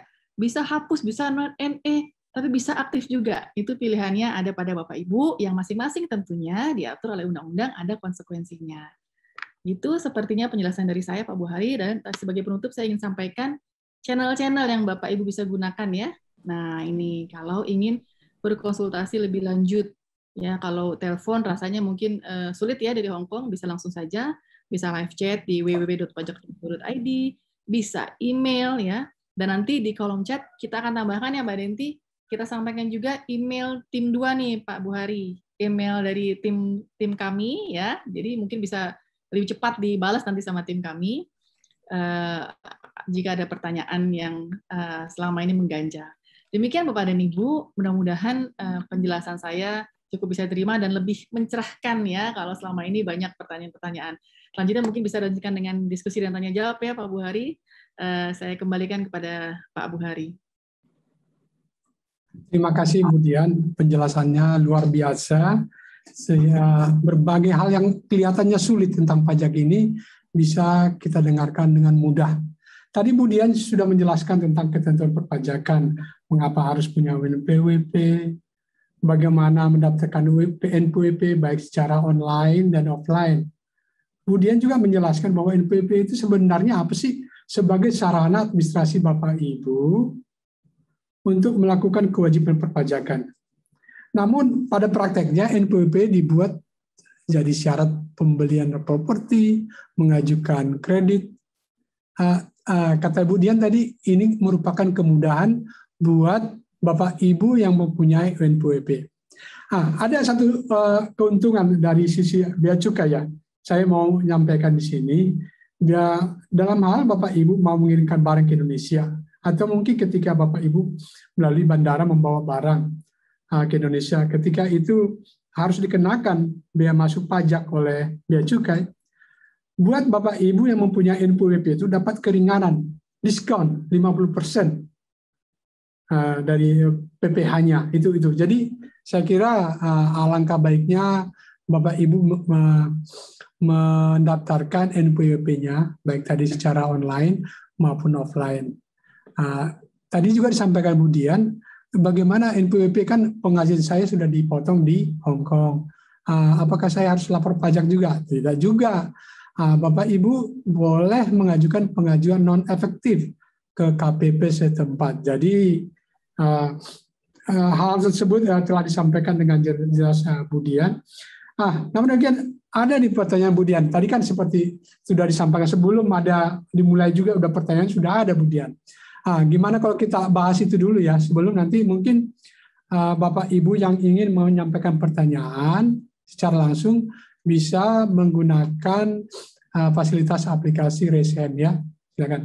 Jadi kita baca pertanyaan dulu ya Bu Dian. Boleh ya Bu Dian? Silakan Pak Buhari. Ini. Banyak hal memang sebenarnya sudah dijawab Bu Dian, tapi nggak apa-apa kita tanyakan lagi di sini. Selamat pagi Bapak Ibu, saya ada pertanyaan berikut ini. Saya sudah berkeluarga dan kerja di Hong Kong selama 10 tahun lebih. Dan saya bayar pajak di Hong Kong. Akan tetapi saya juga sering membantu orang tua saya di Jawa Tengah dan mengirimkan uang untuk dibelikan rumah tempat tinggal. Apakah uang pemberian saya ke orang tua saya dapat dikenakan pajak? Nah, ayah saya bekerja sebagai penarik becak katanya gitu. Kira-kira ini dulu ya, nanti kita tambah yang lain, Bu Dian. Silakan, Bu Dian. Boleh, iya. Terima kasih Pak Buhari ini dengan Ibu Tuki. Tuki ya. Ya, atau Bapak Tuki. Selamat siang ya, Bu Tuki, Pak Tuki. Saya nggak tahu ini Bapak atau Ibu ya, Pak Buhari. Semoga sehat-sehat ya. Semoga keluarga di Jawa Tengah ya juga sehat ya. Jadi Bapak Ibu, semoga tadi dengan penjelasan saya Bu Tuki nggak jadi nanya nih harusnya. Karena apa? Pajak penghasilan itu ya kalau kita bicara tadi ya, pajak penghasilan itu dikenakan atas penghasilan yang diterima oleh subjek pajak dalam negeri. Nah, sekarang harus dikelirkan dulu. Ibu Tuki ini sudah punya NPWP atau belum? Status NPWP-nya bagaimana? Gitu ya. Kalau kita bicara masalah pajaknya nih, masalah pajaknya. Kalau kemudian nggak ada gitu ya, berarti nggak ada kewajibannya. Kalau sudah non efektif, berarti nggak usah lapor.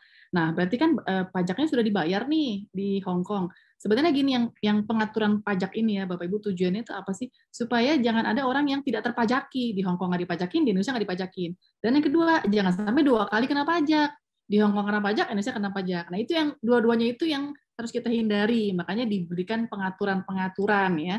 Nah, kalau tadi Ibu Tuki sudah dipotong di Hong Kong, maka tidak perlu lagi. Tapi saya sampaikan, kalau punya NPWP aktif, berarti harus dilaporkan penghasilannya. Ya, penghasilannya itu dilaporkan setiap tahun kalau ada NPWP yang aktif. Nah, kalau terkait dengan uang yang dikirim kepada orang tua, nah pengiriman uangnya ini bukan objek pajak. Seperti saya sampaikan, yang menjadi objek pajaknya adalah penghasilan setiap tahunnya. Kalau dia sudah dikenakan, ya sudah, pengiriman uangnya bukan objek pajak. Nah, kalau kemudian dibelikan properti, nah tadi kan kalau pembelian properti ini hal yang berbeda lagi, gitu ya, hal yang berbeda lagi, di mana ada pengaturan sebenarnya oleh pemerintah daerah ya, kalau di Indonesia bukan oleh Direktorat Jenderal Pajak, yaitu kalau beli aset ada namanya bea perolehan hak atas tanah dan bangunan. Jadi bukan atas uang yang dikirim, tapi atas transaksi beli propertinya, itu ada pajaknya. Besarannya beda-beda, kalau di Jakarta 5% ya, untuk BPHTB-nya. Begitu kira-kira Pak Buhari, semoga bisa menjawab ya. Ya, saya kira apa yang disampaikan oleh Bu Dian, apabila pajaknya sudah dibayar di Hong Kong, sebenarnya itu bukan objek pajak lagi di Indonesia, jadi dia tidak perlu lagi membayar gitu ya Bu Dian ya? Betul, untuk penghasilannya ya Pak ya. Untuk pajak penghasilannya. Tapi kalau transaksinya beda lagi gitu. Iya, iya Bu Dian. Mungkin gitu tadi Bu Tuki ya, Bu Tuki. Iya. Kita lanjut lagi nih, mungkin hampir sama juga kali ya. Ini dari Ibu Sulastri, PMI di Hong Kong. Izin bertanya, Bu, saya bekerja di Hong Kong, tapi gaji saya di bawah batas jumlah yang dipungut salary tax, artinya dia tidak mencapai itu. Sementara suami saya bekerja di kerja tani di Kendal. Setiap bulan saya kirim uangnya ke Kendal.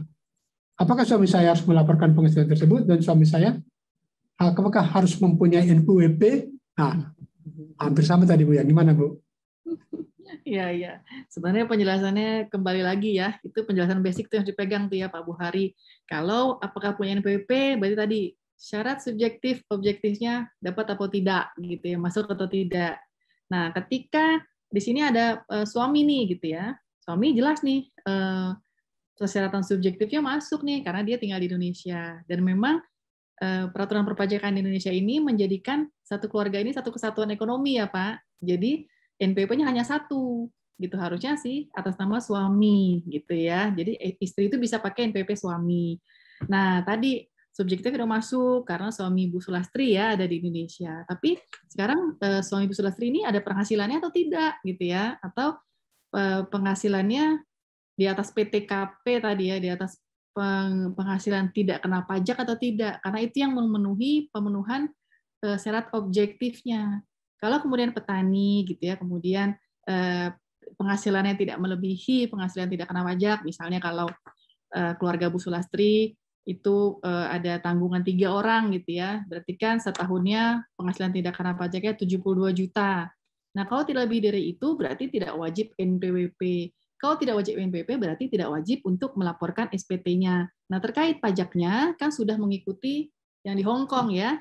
sudah diawasi lah di Hong Kong karena kemudian di bawah PTKP, ya berarti tidak dipungut juga di Hong Kong. Tapi sebenarnya Bapak Ibu, kalau kemudian tadi saya sampaikan yang dikirimkan oleh Bu Sulastri misalnya lebih dari 72 juta, ya berarti objektifnya masuk gitu.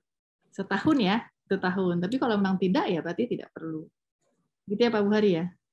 Oh gitu Bu ya. Karena memang PTKP di Hong Kong dengan PTKP di Indonesia dari sisi jumlahnya beda-beda ya Bu Dian. Kalau Ya. pokoknya di Hong Kong 50.000. Oh ya.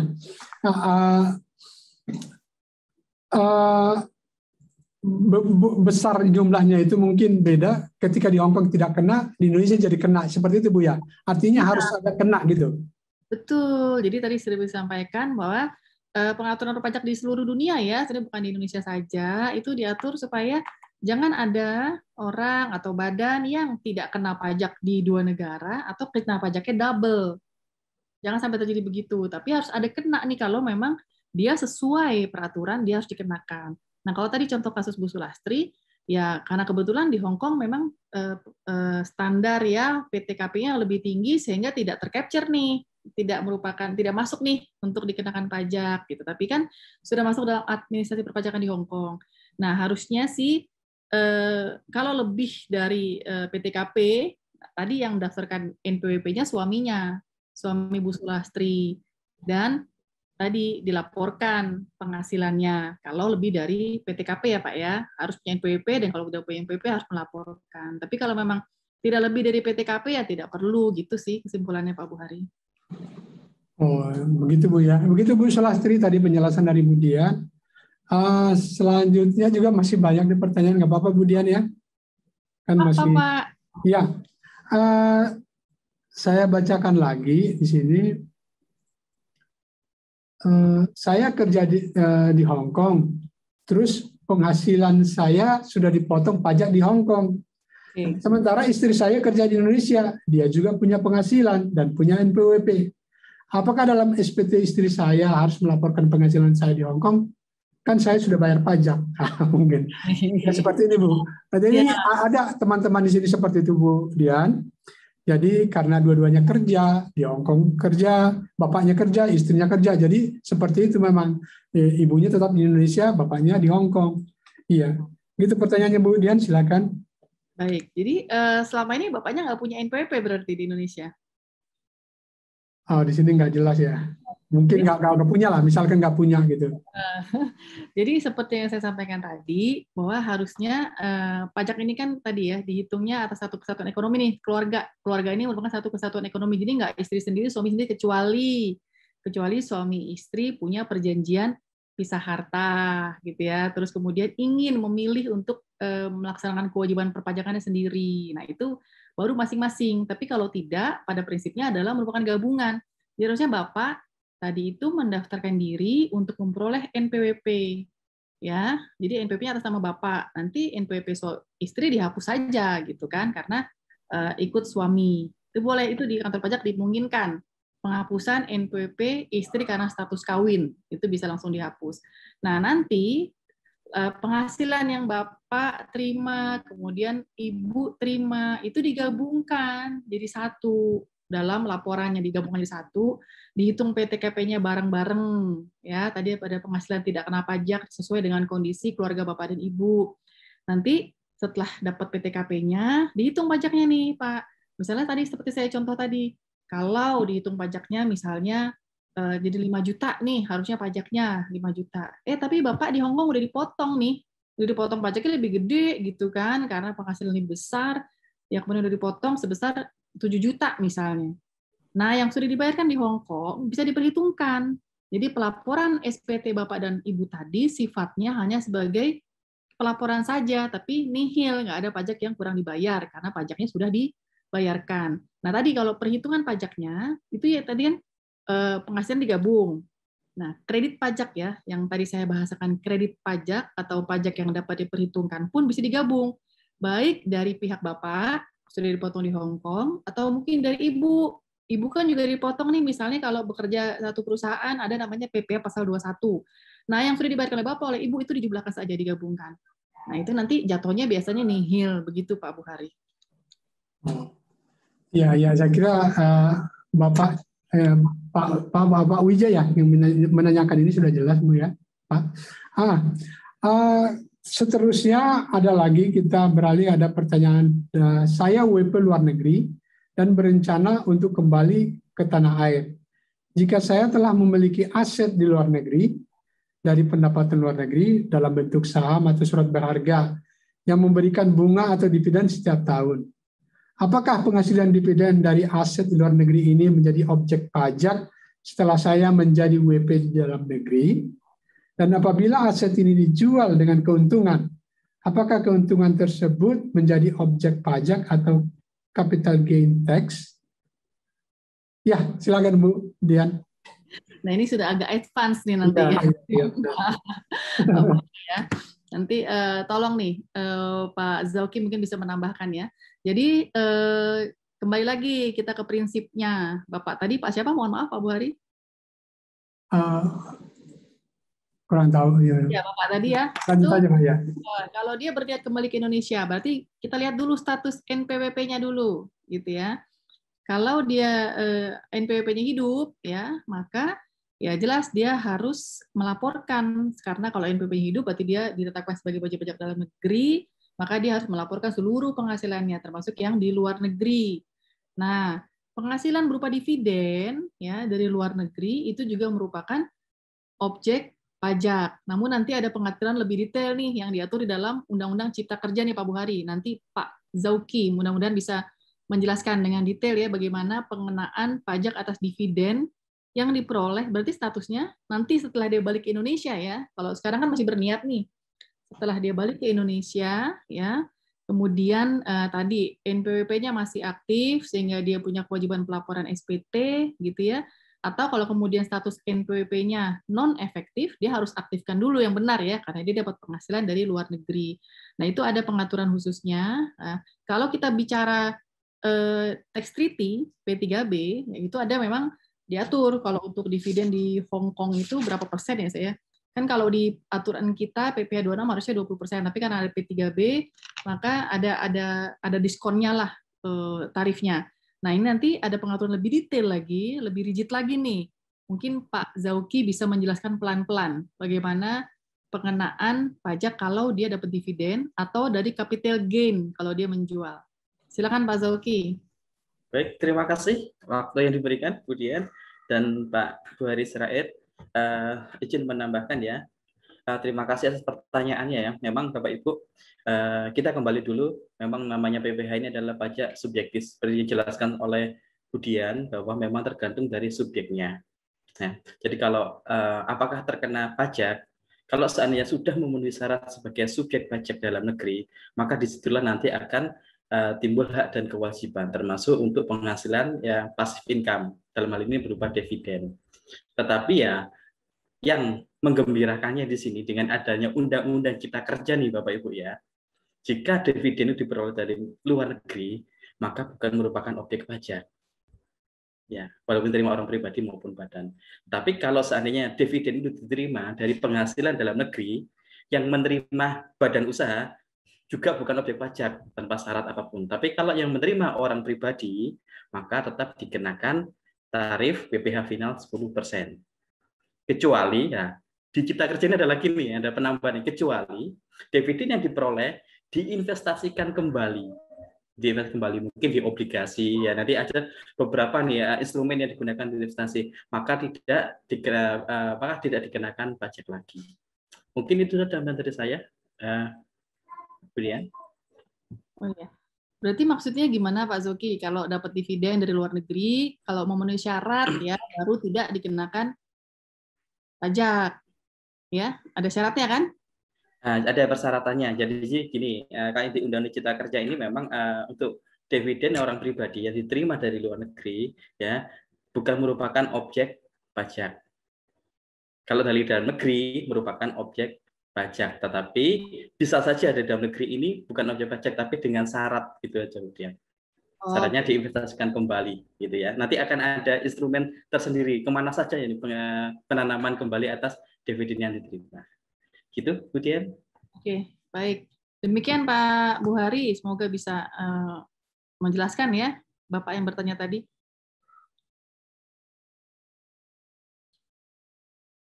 Dividen tidak kena pajak memang sini. Jadi 0%. Berikut ya, ini ada yang protes nih Bu. Ini harus dijawab nih Bu Dian. Ini Indah Ponco dari Makau. Kenapa pertanyaan saya nggak dijawab, ditanyakan gitu ya? Kita tanyakan lagi nggak apa-apa Bu Dian ya? Nggak apa-apa. Almarhum bapak saya sudah punya NPWP dan beliau sudah meninggal 7 tahun yang lalu. Yang ingin saya tanyakan, apakah bisa digantikan anak beliau, NPWP beliau? Silakan Bu. Jelas Pak Buhari, mohon maaf, yang punya NPWP ayahnya, tapi sudah meninggal 17 tahun yang lalu katanya. Jadi apakah bisa digantikan dengan nama anaknya, padahal NPWP itu kan dengan pribadi gitu ya. Silakan nggak Bapak Bu Dian. Ya baik, jadi kita jelaskan ya, Ibu ya tadi ya dari Makau bahwa NPWP itu ya berlaku sejak kita tadi memenuhi syarat subjek objektif sampai kalau orang pribadi sampai meninggal dunia atau sampai meninggalkan Indonesia untuk selama-lamanya. Tadi Bapak, Ibu masuk tuh kategori kalau memilih untuk meninggalkan Indonesia selama-lamanya, maka tuh hilang NPWP-nya, hapus. Atau dia meninggal. Nah, tapi Bapak Ibu, kita kan nggak tahu ya, Direktur Jenderal Pajak perlu diinformasikan kalau memang kemudian orang tua Ibu meninggal gitu ya. Jadi disampaikan saja ke kantor pelayanan pajak, menyampaikan surat kematian sehingga supaya NPWP itu dihapus. Nah, untuk Ibu mengajukan lagi sendiri karena tadi Pak Buhari sudah sampaikan NPWP itu berlaku untuk diri pribadi. Jadi tidak bisa dilanjutkan karena kan historinya itu kan sudah melekat di Bapak Ibu yang nggak bisa dipindahkan ke Ibu gitu, nggak bisa dipindahkan oleh ke anaknya. Nah, histori yang melekat itu udah harus di close ketika yang bersangkutan meninggal. Begitu ya Pak Buhari ya? Ya. Demikian mungkin Bu Ponco dari Makau. Bu Dian, ini banyak ini dari pertanyaan-pertanyaan teman yang menanyakan terkait dengan pengajuan non-efektif untuk yang punya NPWP. Mungkin bisa dijelaskan lagi, mungkin Bu. Silakan Bu. Iya, baik. Jadi, Bapak Ibu ya, sebenarnya kalau di dalam Cipta Kerja, saya tidak jelaskan di sini nih. Kalau yang tadi saya skip, kalau Bapak Ibu belum meninggalkan Indonesia, nah itu sebenarnya mudah tuh, langsung ke kantor pajak dulu sebelum meninggalkan. Tapi kan Bapak Ibu sudah di sana nih ya, makanya tidak saya jelaskan. Makanya saya jelaskannya kalau Bapak Ibu sana statusnya hapus. Tapi kalau Bapak Ibu memilih non-efektif itu berarti sama saja seperti ketika wajib pajak dalam negeri gitu ya, wajib pajak yang ada di Indonesia pun bisa loh mengajukan permohonan NE.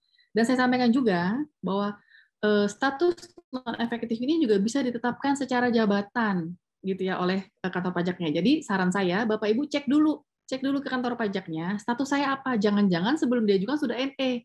Karena ada persyaratan-persyaratan tertentu yang membuat Direktorat Jenderal Pajak bisa yang menetapkan NE-nya. Jadi bahasanya menetapkan secara jabatan tanpa permohonan dari Bapak Ibu ya. Tapi kalau kemudian Bapak Ibu statusnya masih aktif dan ingin NE, silahkan diajukan permohonannya ke KPP.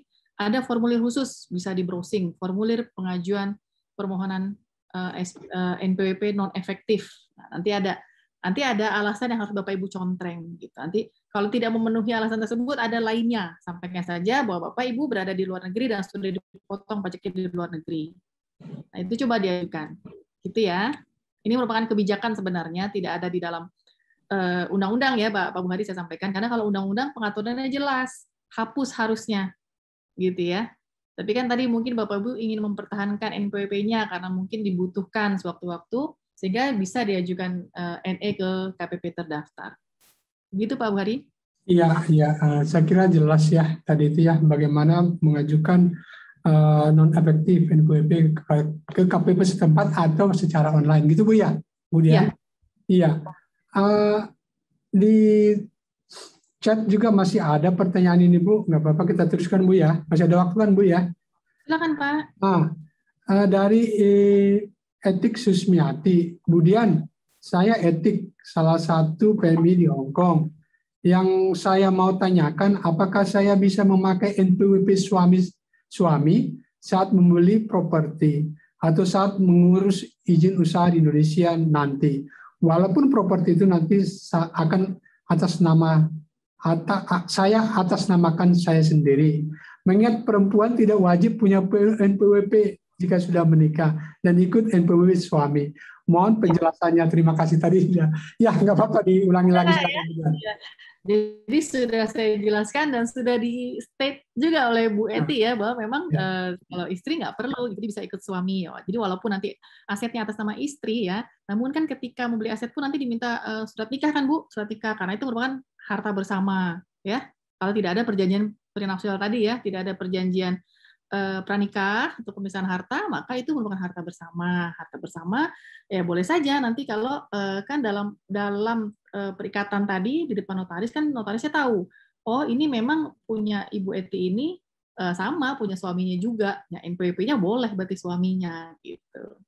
Kira-kira begitu ya Pak Buhari ya? Ya Bu. Ada lagi nih. Pak Buhari izin, saya melihat loh Ibu Heni dari tadi sudah raise hand, boleh nggak didahulukan? Oh iya, silakan. Silakan Bu Heni, silakan. Ya. Mohon maaf. Selamat siang Bu Heni. Selamat siang Bu Dian. Selamat siang Pak Buhari. Selamat siang Pak Buhari. Apa kabar Pak Buhari? Saya sekarang berada di Indonesia. Terima kasih waktu saya pulang diberikan bantuan dari Pak Buhari sehingga saya lancar sampai pulang ke Indonesia. Sebenarnya pertanyaan saya itu Pak sudah ada jawabannya. Saya lupa raise hand tadi untuk menurunkan lagi karena saya sudah menyimak banyak sekali pertanyaan tadi hampir mirip dengan saya. Pertanyaan saya sih Pak soal dividen tadi, alhamdulillah sudah terjawab karena saya sekarang aktif trading di saham aja di rumah. Tapi yang saya pikirkan karena suami saya juga berada di luar negeri dan saya di Indonesia, tapi suami saya belum mempunyai NPWP, jadi apakah bisa saya mengajukan atas nama saya sendiri, Pak? Begitu. Mungkin itu saja pertanyaan saya, Pak. Silakan, Bu Dian. Ya, jadi mengajukan NPWP atas nama sendiri gitu ya, Bu Heni ya? Iya. Sebenarnya sudah saya jelaskan tadi ya, Bu ya. Jadi sepertinya mungkin Bu Heni juga sudah paham bahwa memang tidak perlu ya Bu. Buat apa kalau Bapak Bu Heni tidak punya perjanjian pisah harta gitu ya, dan tidak memilih, karena nanti kalau memilih melakukan kewajiban sendiri Bu, saya kasih tahu aja nih, lebih ribet lagi ngitungnya. Bahasa orang Jakarta ya Bu, karena sudah di Indonesia nih ya, itu lebih susah lagi menghitungnya. Nanti dihitung dulu bareng-bareng pajak, jadi tetap digabungkan dengan suami, nanti dihitung proporsinya Bu Heni berapa pajaknya. Nah itu lebih susah menghitungnya. Jadi kalau saran saya, kalau memang tidak ada perjanjian pisah harta, tidak usah memilih kewajiban sendiri, bareng-bareng aja Bu. Nanti sekarang Bu, di NPWP suami, Ibu minta saja di KPP untuk dicantumkan nama Ibu. Nah, jadi kalau Ibu ada keperluan menggunakan NPWP, bisa dipakai. Jadi sekarang NPWP sekarang ini sudah ada nama suami dan istri. Gitu ya, Bu Heni ya? Iya, terima kasih Bu. Iya, sama-sama. Terima kasih Bu Heni atas pertanyaannya. Ya Bu Heni. Terima kasih Pak Buhari. Sekarang ya. Iya, sekarang di Indonesia. Ya Bu. Iya, terima kasih. Ya Bu Dian, ini pertanyaan-pertanyaan mungkin sudah ada yang mengulang sebenarnya ya, mengulang pertanyaan-pertanyaan sebelumnya dan sudah dijawab oleh Bu Dian. Saya kira ya. Ada Pak Yosef loh. Gimana Bu? Pak Buhari. Ada Pak Yosef nih juga sepertinya ingin bertanya. Oh ya, silakan Pak Yosef. Nah ini. Iya, mohon izin. Selamat siang Pak Buhari, dan selamat siang juga untuk Bu Dian. Terima kasih sudah menyempatkan waktunya di hari ini. Ya, jadi saya ada sedikit pertanyaan jadi terkait dengan NPWP.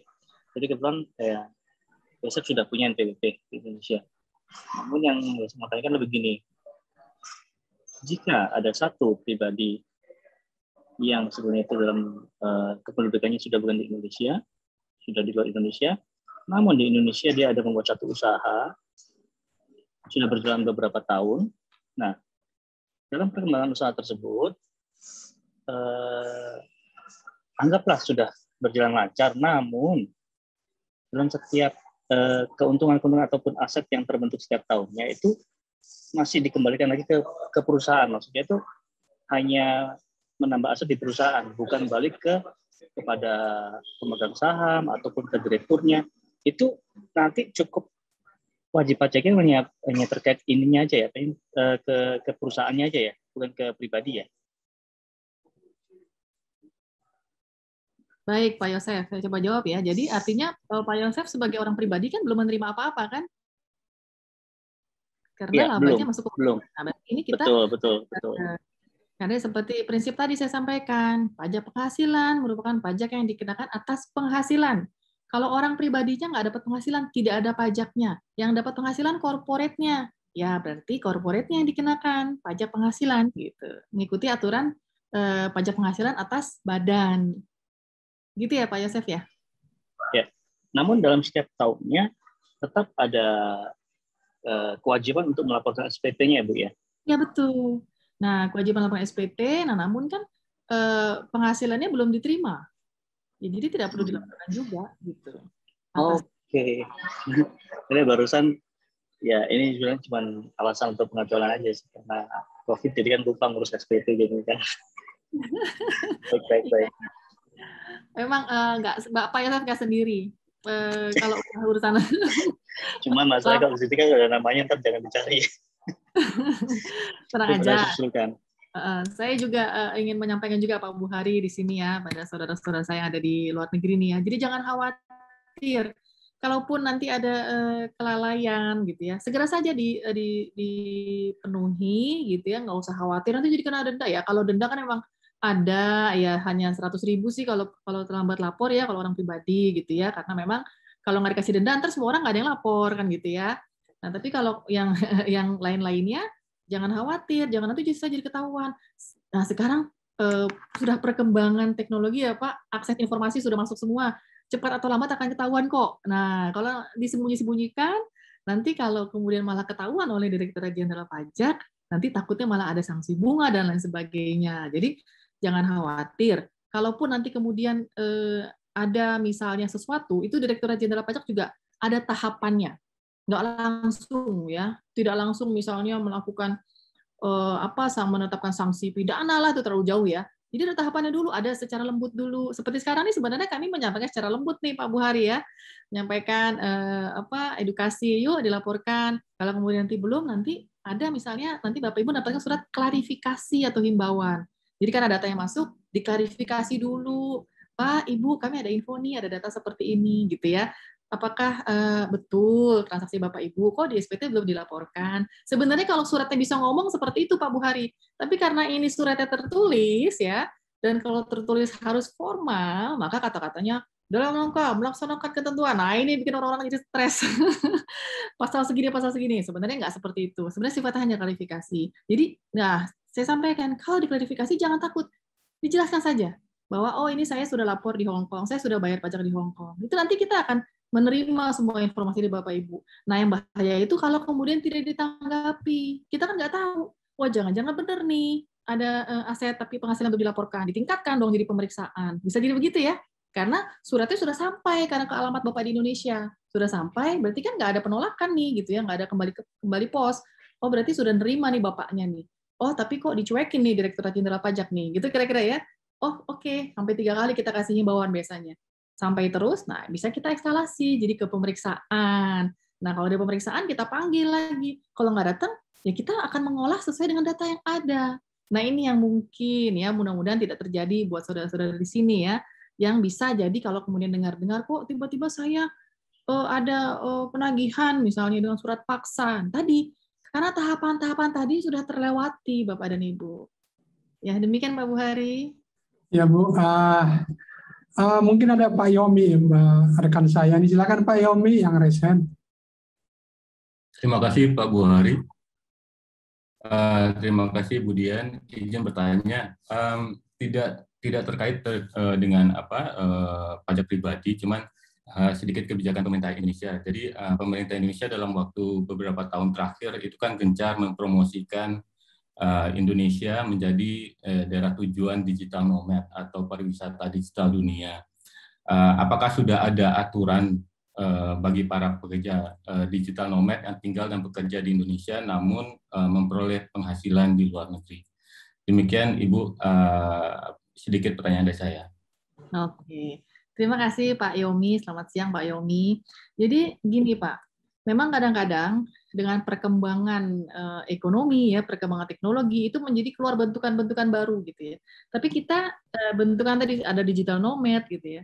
Nah, kalau kita bicara aturan perpajakan sebenarnya kembali ke basicnya. Seperti yang saya sampaikan tadi. Kalau dia statusnya apa dulu nih? Wajib pajak dalam negeri atau luar negeri gitu ya. Nah, tapi kalau memang dia sudah ada di Indonesia, kemudian dia tadi dapat penghasilannya dari dalam atau luar, maaf Pak Yomi? Kalau digital nomad kan biasanya mereka kerja katakanlah di Bali, cuman penghasilan mereka langsung ditransfer ke rekening mereka di luar negeri karena mereka bekerjanya secara online atau digital seperti itu. Ya, jadi kembali nih kan kalau keberadaan fisiknya ya si orang itu ada di Indonesia gitu ya. Kalau kemudian dia lebih dari 183 hari, maka dia harus ditetapkan sebagai wajib pajak dalam negeri. Kan gitu ya Pak ya. Memang tadi saya sampaikan, kalau bentukan-bentukan baru ini memang mungkin belum diatur secara khusus. Ya, artinya untuk pajak yang diterima oleh digital nomad itu mungkin belum. Tapi itu sebenarnya prosesnya sama persis dengan praktek yang konvensional gitu loh. Dia boleh saja mendapatkan penghasilan dari secara digital gitu misalnya, tapi kan memang dia ada di Indonesia. Artinya apa? Mohon maaf, dia ada di Indonesia, berarti dia menikmati semua fasilitas yang ada di Indonesia, gitu ya. Dia menjejakkan kakinya di bumi Indonesia, gitu. Artinya dia juga punya dong kewajiban sebagai subjek pajak dalam negeri, yang nanti dia harus mendaftarkan diri tuh sebagai subjek pajak dalam negeri. Nah, kemudian nanti dia dapat NPWP, maka seluruh penghasilannya akan dihitung pajaknya seperti rumusan yang saya jelaskan tadi. Kalau dia sudah sebagai wajib pajak dalam negeri, dia berhak ada PTKP-nya, penghasilan tidak kena pajaknya, gitu ya. Tapi kalau nggak sampai 183 hari, ya artinya dia memperoleh penghasilannya secara fisiknya di Indonesia ya, tapi bukan dari Indonesia ya. Ya, betul. Ini saya takut salah jawab nih, karena memang belum ada pengaturannya. Tapi gini, Pak Yomi, intinya kita berpegang pada prinsip tadi ya. Kalau dia adalah subjek pajak luar negeri, kalau dia tidak sampai 183 hari, berarti dia subjek pajak luar negeri. Maka dia dikenakan pajak atas seluruh penghasilan yang diterima yang bersumber dari Indonesia. Bunyinya begitu masalahnya ya. Mungkin Pak Zauki mau bantu jawab nih, saya takut salah nih. Baik. Terima kasih waktunya Bu Dian. Selamat siang Pak Yomi. Jadi seperti dijelaskan Bu Dian, pada dasarnya sama Pak. Memang kalau saya bilang hampir sama dengan e-commerce ya. Jadi perdagangan secara digital ya Pak ya. Tetapi memang Bu Dian sudah menyampaikan memang untuk yang diatur tersendiri karena namanya usaha itu kan dinamis Pak. Kalau ada usaha yang baru namanya orang boleh saja membuat usaha yang baru. Tapi seandainya memang belum diatur secara spesifik, maka akan kembali ke Undang-Undang Perpajakan secara umum di KUP maupun di Undang-Undang BPH dan BPN. Jadi kalau seperti itu, ini hampir sama dengan e-commerce mungkin yang saya tangkap ya Pak Yomi ya. Jadi sama, jadi kalau seandainya merupakan subjek pajak dalam negeri, maka yang berlaku adalah Undang-Undang Perpajakan di Indonesia. Maka penghasilan yang diterima dari dalam negeri maupun yang dari luar negeri, karena sifatnya global kemana-mana itu tadi, diperhitungkan lagi, nah, maka nanti akan ada pajak yang terhutang yang harus dibayar. Nah, seandainya ternyata memang sudah ada dipotong nih Pak di luar negeri nih, contohnya nih ya, karena mungkin kebijaksanaan dari lawan transaksinya jadi dipotong, maka yang dipotong tadi bisa dikreditkan, yang namanya PPh pasal 24 tadi yang disampaikan oleh Bu Dian. Kira-kira seperti itu Bu Dian? Sementara jadi kalau yang memang yang sudah diatur secara jelas dalam aturan kita ya, namanya Peraturan Menteri Keuangan, itu adalah kalau transaksinya tadi kalau Pak Zauki singgung mengenai pajak online ya Pak ya, e-commerce ya.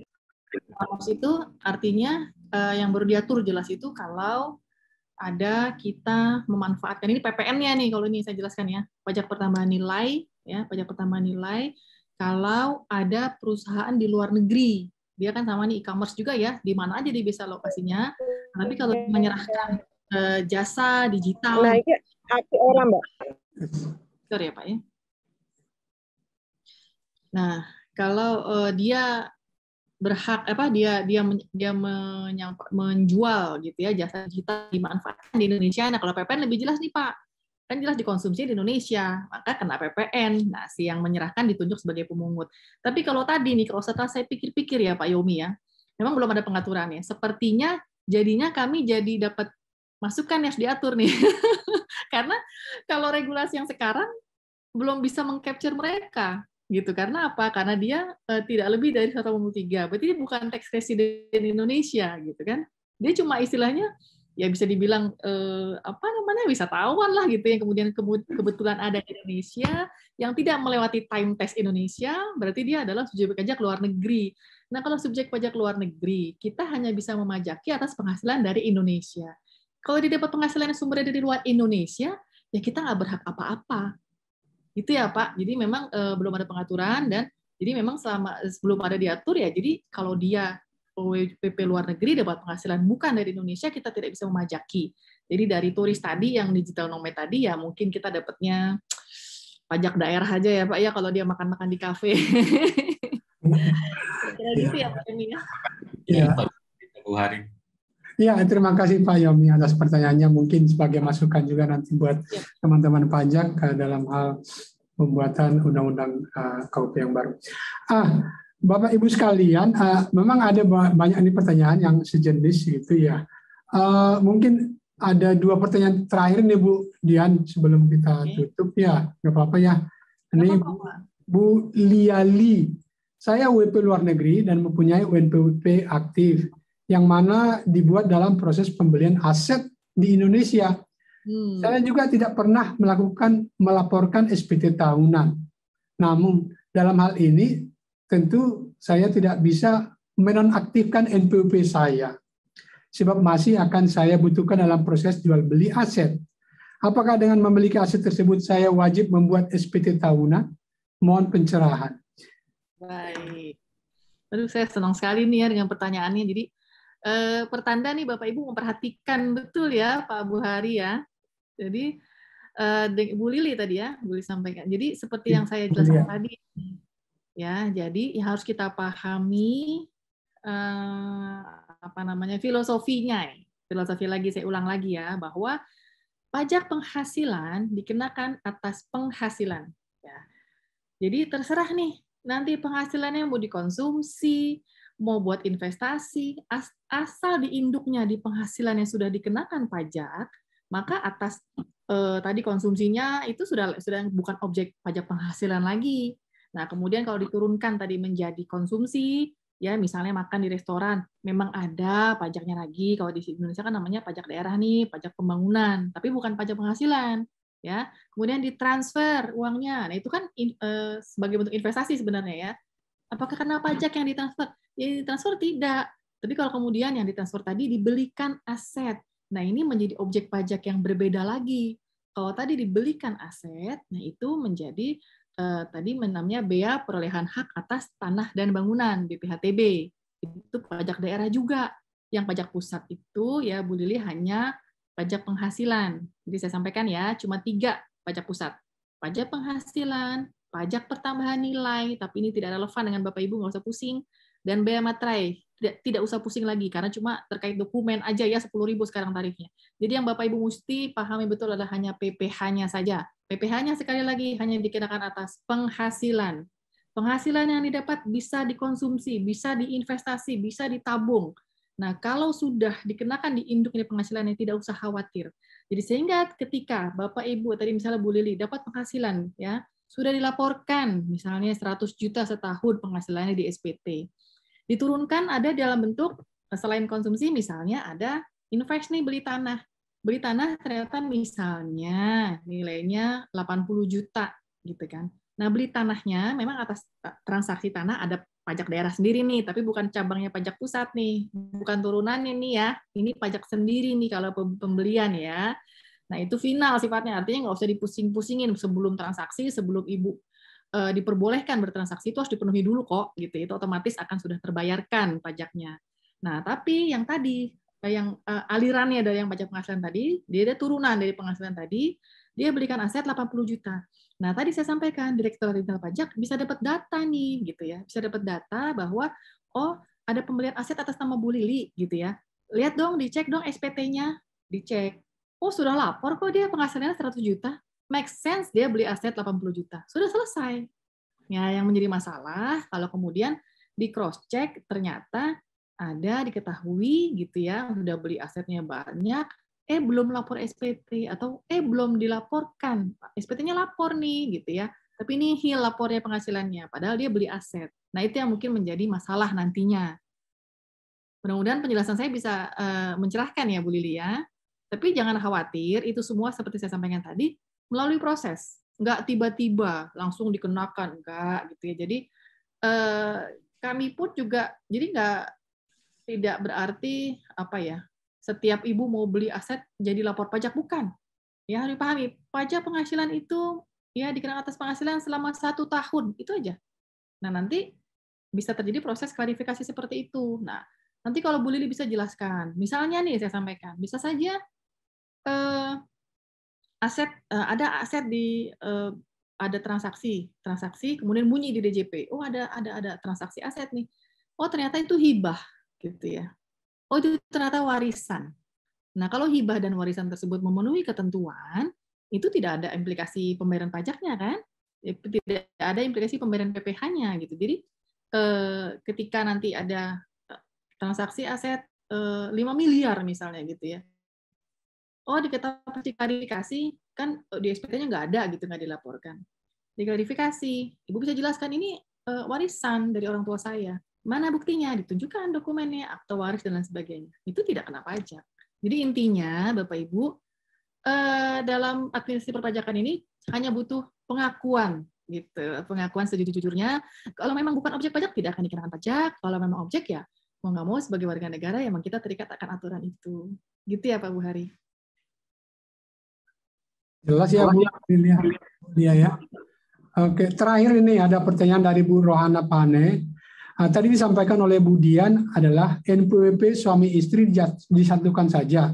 Nah, pertanyaan saya, kalau suami saya WNA, apakah bisa dicantumkan dalam nama istri?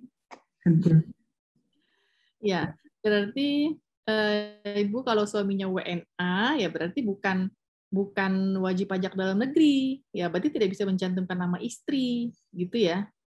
Tapi ibunya tinggal di mana? Dapat penghasilan di Indonesia enggak? Ini nggak dijelaskan Bu Dian. Artinya kalau memang dapat penghasilan Indonesia, berarti bisa NPWP atas nama ibu gitu ya sendiri. Karena kalau yang WNA kan itu tergantung sistem administrasi perpajakan di negaranya gitu kan, nggak bisa masuk yang Indonesia gitu ya. Gitu sih Pak Bu Hari. Ya Bu, saya kira waktunya cukup. Mohon maaf Bapak Ibu yang pertanyaan-pertanyaannya tidak bisa saya sampaikan pada kesempatan ini. Tapi yang jelas tadi Bu Dian ada menyampaikan alamat-alamat saluran-saluran yang bisa kita gunakan untuk menyampaikan pertanyaan-pertanyaan kepada DJP. Saya kira memang cakupan pertanyaan cukup luas ya Bu Dian, tapi memang Bu Dian dan tim dapat memberikan informasi dengan jelas dan meyakinkan. Sebelum acara ini kembalikan ke MC, apakah masih ada Ibu Dian sampaikan? Iya, baik. Terima kasih banyak Pak Bu Hari. Jadi Bapak, Ibu, saudara-saudara saya sekalian yang ada di luar negeri ya, kami berusaha tadi kalau mungkin Bapak Ibu melihat penjelasan saya panjang lebar gitu ya, karena memang saya merasa menjelaskan pajak ini harus filosofis gitu ya Pak, karena kalau nggak dapet tuh nanti besok lupa lagi gitu ya. Tapi kalau paham dari akarnya gitu, oh pajak itu atas penghasilan, nah itu dulu yang dipegang. Jadi mau transfer mau apa ya nggak usah. Itu yang saya lihat banyak masalah terkait itu ya Pak Bu Hari, kalau untuk BMI gitu ya, untuk WNI yang ada di luar negeri pasti kan terkait dia transfer, dia beli aset di Indonesia. Nah, itu yang dipastikan ada penghasilannya. Itu saja yang mungkin bolak-balik saya tekankan, dan mudah-mudahan apa yang kami sampaikan ini bisa diterima dengan baik oleh Bapak dan Ibu. Seperti yang disampaikan Pak Nil tadi ya, Pak Direktur di awal, karena bahwa di Indonesia pajak ini merupakan sumber penerimaan negara, dan oleh karena itu Bapak Ibu juga sebagai warga negara Indonesia, kami yakin ya menyadari akan kewajiban perpajakannya. Pak Bu Hari, ini sepertinya Bu Inge masih ada di Zoom. Apakah saya nggak tahu ini apa. Nah siap. Direktorat Penyuluhan Perpajakan ya Pak Ibu. Lancar tadi sama Bu Dian ini, nggak apa-apa. Jadi saya mendengarkan, memonitor dari jauh saja. Iya, mungkin Bu Inga ada yang ingin disampaikan nih sebagai closing statement buat Bapak Ibu peserta pemilihan hari ini. Oke, terima kasih Bu Dian. Pak Bu Hari yang saya hormati, Bapak Ibu semua yang dimanapun berada, karena tadi saya melihat memang ada yang bilang, waktu Bu Dian ada bilang ada di New Zealand, ternyata dia bilang di Korea Selatan. Ada yang ngechat kayak gitu tadi Bu Dian. Oh, berarti memang dari mana-mana. Terima kasih atas kesempatan yang diberikan kepada kami pada pagi sampai siang hari ini. Udah siang terus di sana kayaknya, dari jam 11 sampai jam 1. Sudah siang di sana rupanya. Atau di tempat lain saya nggak tahu nih. Di New Zealand sama di Korea entah jam berapa sekarang di sana.